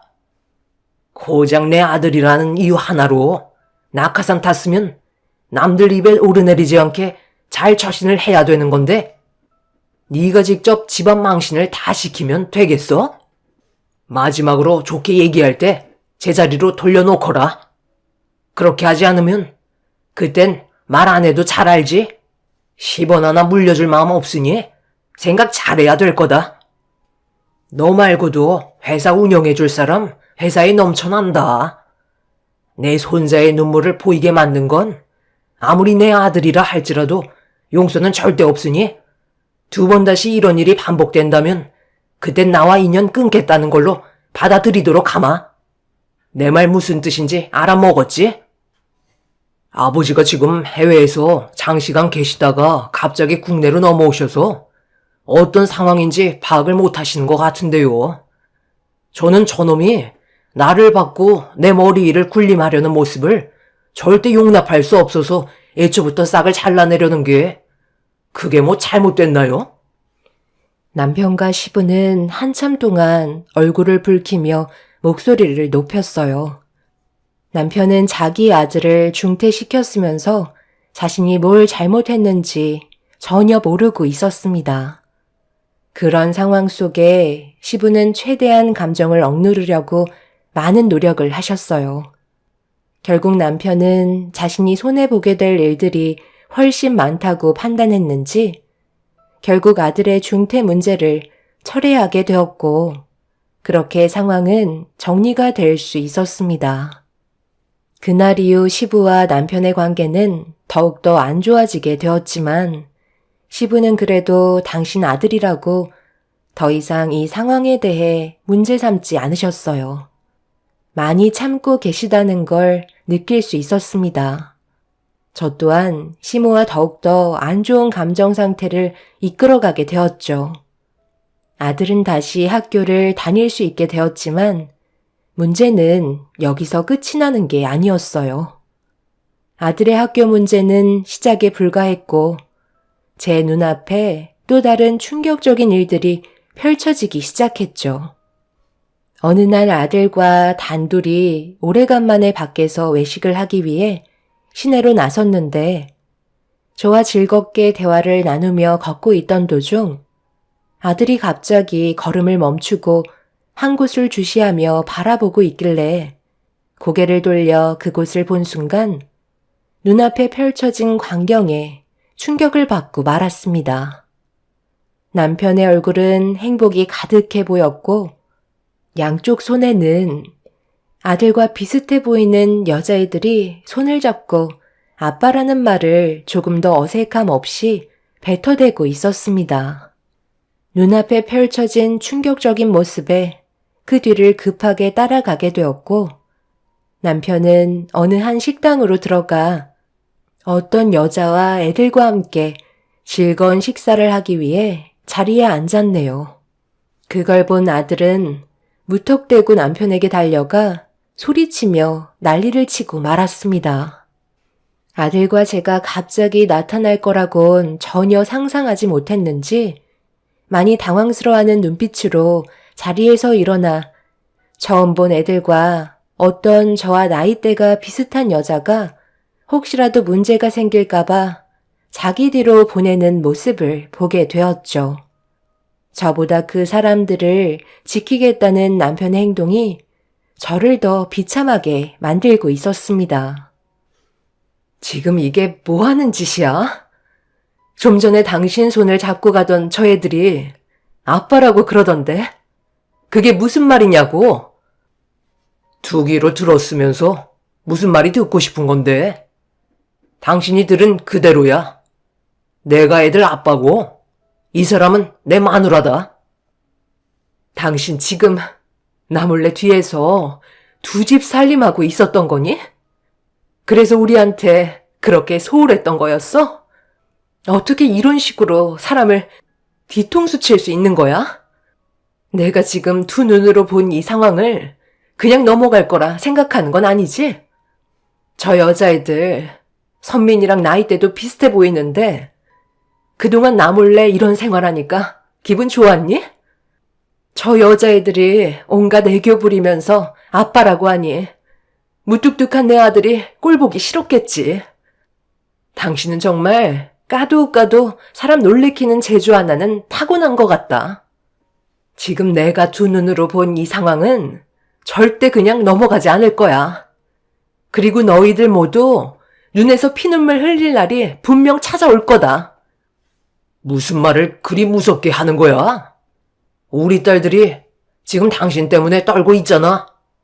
어차피 모든 사실을 알았는데 화낼 필요가 뭐가 있어? 그냥 현실을 받아들여. 이왕 이렇게 된 거 여기서 결정 짓는 것도 나쁘지 않겠네.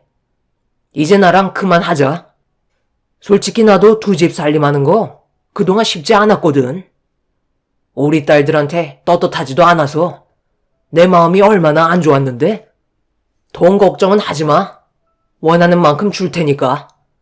그런데 이혼을 하지 않겠다고 한다면 앞으로 모든 지원을 전부 다 막아버리고 내쫓아 버릴 거니까 그런 비참한 모습 당신 아들한테 보여주고 싶지 않으면 그냥 쥐어주는 돈 가지고 돌아가는 게 좋을 거야. 그렇게 해요. 그동안 많이 해 드셨잖아요. 이제 저희도 좀 떳떳하게 지내고 싶다고요. 솔직히 두 사람 사이도 안 좋으면서 뭐하러 질질 끌고 가며 살아요? 그냥 이혼하자는 것도 아니고 돈 주겠다는데 나 같으면 바로 위자료 받고 각자 살 길 갈 것 같네요. 첩주제에 지금 내 앞에서 뭐라고 짓거리는 거야? 내가 아직까지 이성의 끈을 놓지 않고 있는 것만도 감사하게 생각해. 한 번만 더 선 넘는 행동하면 머리들 전부 다 뽑아 버릴 줄 알아.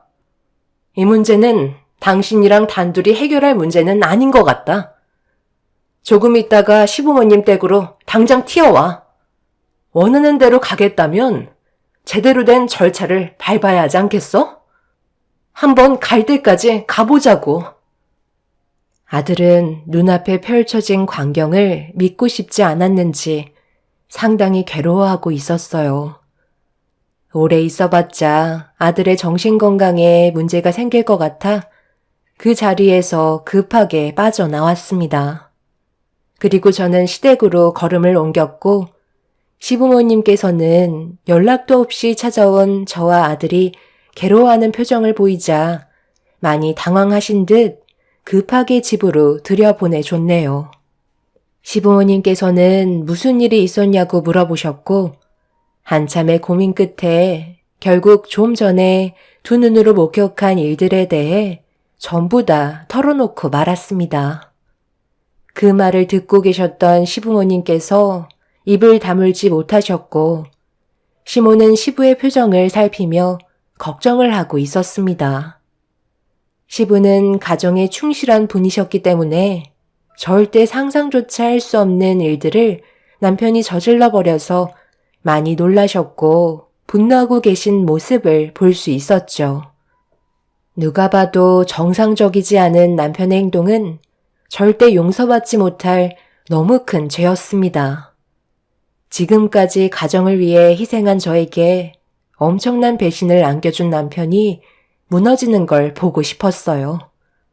그런데 시부가 자리에서 일어나시더니 괴로워하며 한숨을 쉬고 있는 제 아들을 따로 데리고 방으로 들어가셨어요. 너는 생각이 있는 거니?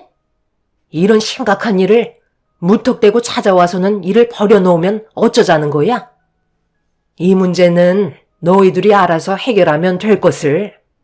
이제 어쩔 거야? 너는 뭘 원하길래 무작정 벌려만 놓는 거냐고.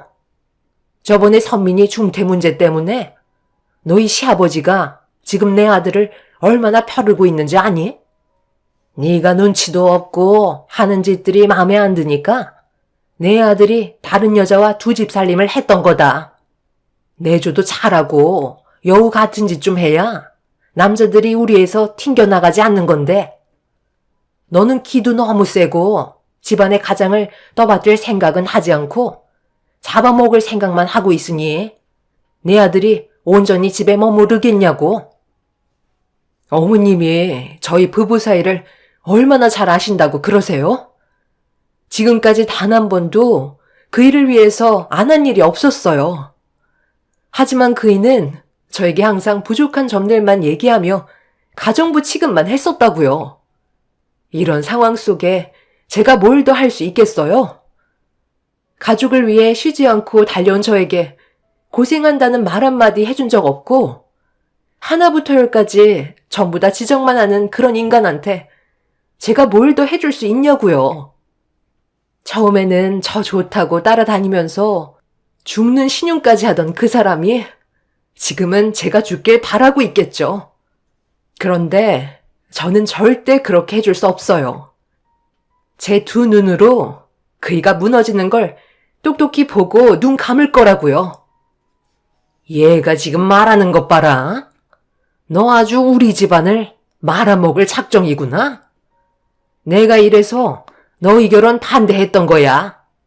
이참에 잘 됐네. 새로운 며느리 받아들이고 너는 이제 우리 집에서 내쳐야 되겠다. 나는 내 아들 편이니 그런 줄 알거라. 그렇게 하시던지요. 어머님이 제 편이 되어줄 거라는 거 조금도 기대하지 않았어요. 누가 무너지는지 한번 보자고요. 시모는 제가 더욱더 강하게 나오자 많이 당황했는지 더 이상 말을 이어나가지 못하고 계셨어요. 지금의 상황에서 엎어치나 매치나 좋아질 거 하나 없기 때문에 저도 더 이상 시모에게 좋은 모습 보여드리려 애쓸 필요 없다 생각했네요. 그렇게 점점 안 좋은 분위기로 고조되고 있는데 시부가 방에서 제 아들과 함께 나왔는데 아들의 얼굴에 무언가 변화가 되어 있었습니다. 시부는 남편이 전화를 받지 않는 걸로 봐선 집에 들어올 것 같지 않다며 나중에 다시 대화를 하던지 남편이 시댁에 들어오면 그때 다시 연락 주겠다고 저희를 돌려보내셨어요. 저는 시부의 말을 순순히 따랐고 아들은 시부와 단둘이 대화를 주고받은 뒤 무언가 심적으로 변화가 있었는지 집에 들어가자마자 방으로 들어가 공부에 열중하고 있었습니다. 지금 상황에서 공부를 한다는 건 정말 쉽지 않은데 아들은 자기 아빠 때문에 인생을 망치고 싶지 않다고 판단을 내린 것 같아 보였어요. 그날 이후 남편은 집에 들어오지 않았어요. 그리고 우편으로 이혼 서류만 지속적으로 보내고 있었습니다. 전화를 해도 받지 않았고 이혼 의사가 있다면 그때 전화 통화가 가능하다면서 더 이상 저와 아들을 가족으로 생각하지 않고 있었죠. 시부는 무슨 생각을 하고 계신지 시간이 지나서도 남편에게 아무런 조치를 취하지 않고 계셨어요. 분명 어떠한 액션을 취해 주셔야 하는데 남편은 어느 때보다 잘 지내고 있는 듯 보였습니다. 아들에게 시부와 무슨 대화를 나눴냐고 물어봤지만 나중에 설명드리겠다며 공부에 방해가 되지 않게 도와달라고 부탁하길래 더 이상 아무것도 하지 않았습니다. 그렇게 시간은 계속해서 흘러갔고 어느덧 아들은 고등학교를 졸업하고 대학 생활까지 끝마치게 되었네요. 저 또한 아들의 앞날이 밝아지길 원하고 있었기 때문에 성공하는 날까지 숨죽이며 언젠가 찾아올 때를 기다리며 이를 갈고 있었습니다. 남편은 자기 핸드폰 프로필 사진에 제 아들이 아닌 혼의 자식인 두 여자애들과 함께 찍은 걸 배경 사진으로 올려둔 걸 확인할 수 있었어요. 분명 제 아들도 확인했을 텐데 아무 말도 하지 않는 모습을 보니 마음이 좋지 않았습니다. 혼의 자식인 두 딸들에게는 석사 과정까지 밀어주면서 제 아들은 고등학교 때 중퇴시키려 했던 그때의 상황이 떠올라 아들 몰래 눈물을 훔칠 때가 한두 번이 아니었어요. 그렇게 때를 기다려오면서 이를 악물고 살아오다 보니 어느새 시모는 췌장암으로 건강이 안 좋아지시다가 결국 세상을 떠나셨고 장례식장에서 처음으로 남편을 만나게 되었죠. 하지만 저희는 서로 남남처럼 서로를 무시한 채 각자 할 일들을 하면서 시모의 장례를 끝마치게 되었습니다. 그런데 시부가 남편과 따로 무언가 알 수 없는 대화를 저 몰래 주고받고 있었고 남편이 돌아간 뒤 시부는 저에게 걸어와 다음날 아들과 함께 알려주신 주소로 와주길 바라셨습니다. 그렇게 다음날 아들과 함께 알려주신 주소로 도착한 곳은 어느 한 중개소였어요. 그런데 남편이 저희가 중개소에 올 거라고 생각하지 못했는지 당황스러워하는 표정으로 시부를 바라보고 있었습니다. 그리고 시부는 제 아들 보고 가까이 오라며 손짓을 하셨고 시부가 서류 하나를 건네주셨고 아들은 서류를 건네받아 가방 안에서 사각으로 된 직인으로 서류에 도장을 찍었네요. 아버지, 지금 이게 뭐 하시는 거죠? 저 서류를 왜 저놈한테 건네주는 거냐고요? 저번에 얘기하셨잖아요. 저 건물은 이제 제 소유가 된다면서요. 그런데 저와 한마디 상의도 없이 왜 제 아들에게 회사 건물을 넘겨주냐고요? 지금 아버지가 하신 행동이 무얼 뜻하는지 알고 행동하신 거죠? 회사 운영권을 지금 제 아들에게 넘겨준 거잖아요. 저한테 뭘 원하시는 건데요? 몰라서 물어? 선민이가 어렸을 적에는 힘이 없어서 아무것도 하지 못했지만 지금은 회사 대표로 너보다 더 큰 힘이 생겼다. 우리 회사 임원들 전부 두 집 살림하면서 가족을 버린 너보다 그동안 착실하게 자신의 길을 위해 앞만 달려온 내 손자가 대표 자리에 더욱더 적합하다고 모두가 비밀리에 추첨을 했고 만장일치의 결과를 얻게 됐다. 이제 선민이가 우리 회사 대표고 나는 앞으로 선민이가 잘 헤쳐나갈 수 있도록 앞길을 닦아줄 생각이다. 여기까지가 내가 세운 계획이다. 네가 두 집 살림 하다가 들키게 된 날 그때 선민이와 따로 대화한 게 뭐였는지 알아? 너에 대한 복수를 목표로 달려가라고 얘기했다. 사람이 목표를 달성하기 위해서 여러 가지 목적이 있어야 하는데 선민이한테는 너한테 복수를 하기 위한 준비를 하라고 했지.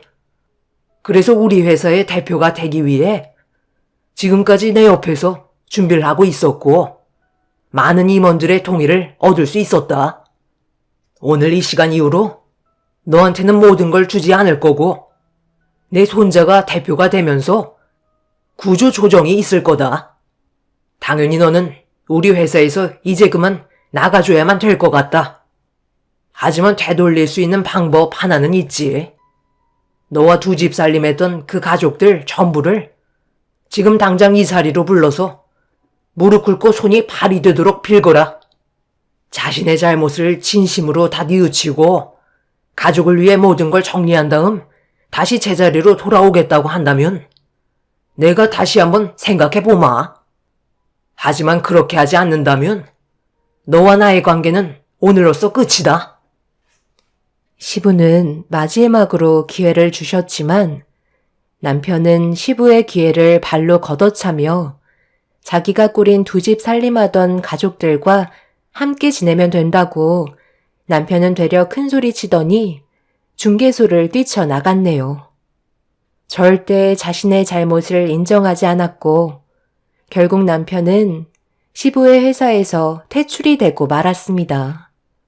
그날 이후 저는 남편과 이혼을 하게 되었고 남편은 시부가 가진 재산과 권력보다 자신이 꾸린 또 다른 가족들의 품으로 돌아가게 되었죠. 모든 게 정리가 된 이후 아들은 어느새 대표의 자리에서 회사를 위해 열심히 살아가고 있었어요. 정말 다행인 건 시부가 저와 제 아들을 버리지 않았다는 게 너무 감사했었습니다. 하지만 세월이 흐른 만큼 시부의 건강에 문제가 생겼고 시간이 얼마 남지 않게 되었네요. 그런데 이 소식을 어떻게 듣게 된 건지 남편이 어느 날 병원으로 찾아왔어요. 허름한 옷차림에 거짓골을 하고 고개를 떨군 채 저를 찾아왔습니다. 떵떵거리며 모두와의 인연을 끊어버린 남편이 갑자기 찾아온 이유는 가진 거 하나 없이 빈털터리로 빚만 한가득 쌓여 돌아왔는데 알고 보니 대장암 투병 생활을 하고 있었더라고요. 그런데 더 이상 버티기가 힘들었는지 도움을 받으려고 온 거였고 2집 살림하던 가족들에게 간이며 쓸개며 다 내어주더니 전부 다 남편을 버리고 해외로 떠나버렸다고 하네요. 자신의 잘못을 뉘우치겠다고 살려달라고 애원하고 있는 중입니다. 하지만 저는 더 이상 이 사람에게 미련을 두고 싶지 않아요. 오랜 시간이 지난 만큼 그 사람에 대한 조금의 감정도 남아있지 않은 상태이기 때문에 도와주고 싶지 않습니다. 아직까지 제 아들은 남편이 대장암으로 투병 생활하는 걸 알지 못하고 있어요. 분명 언젠간 알게 되겠지만 미리 알려봤자 좋을 거 하나 없을 것 같네요.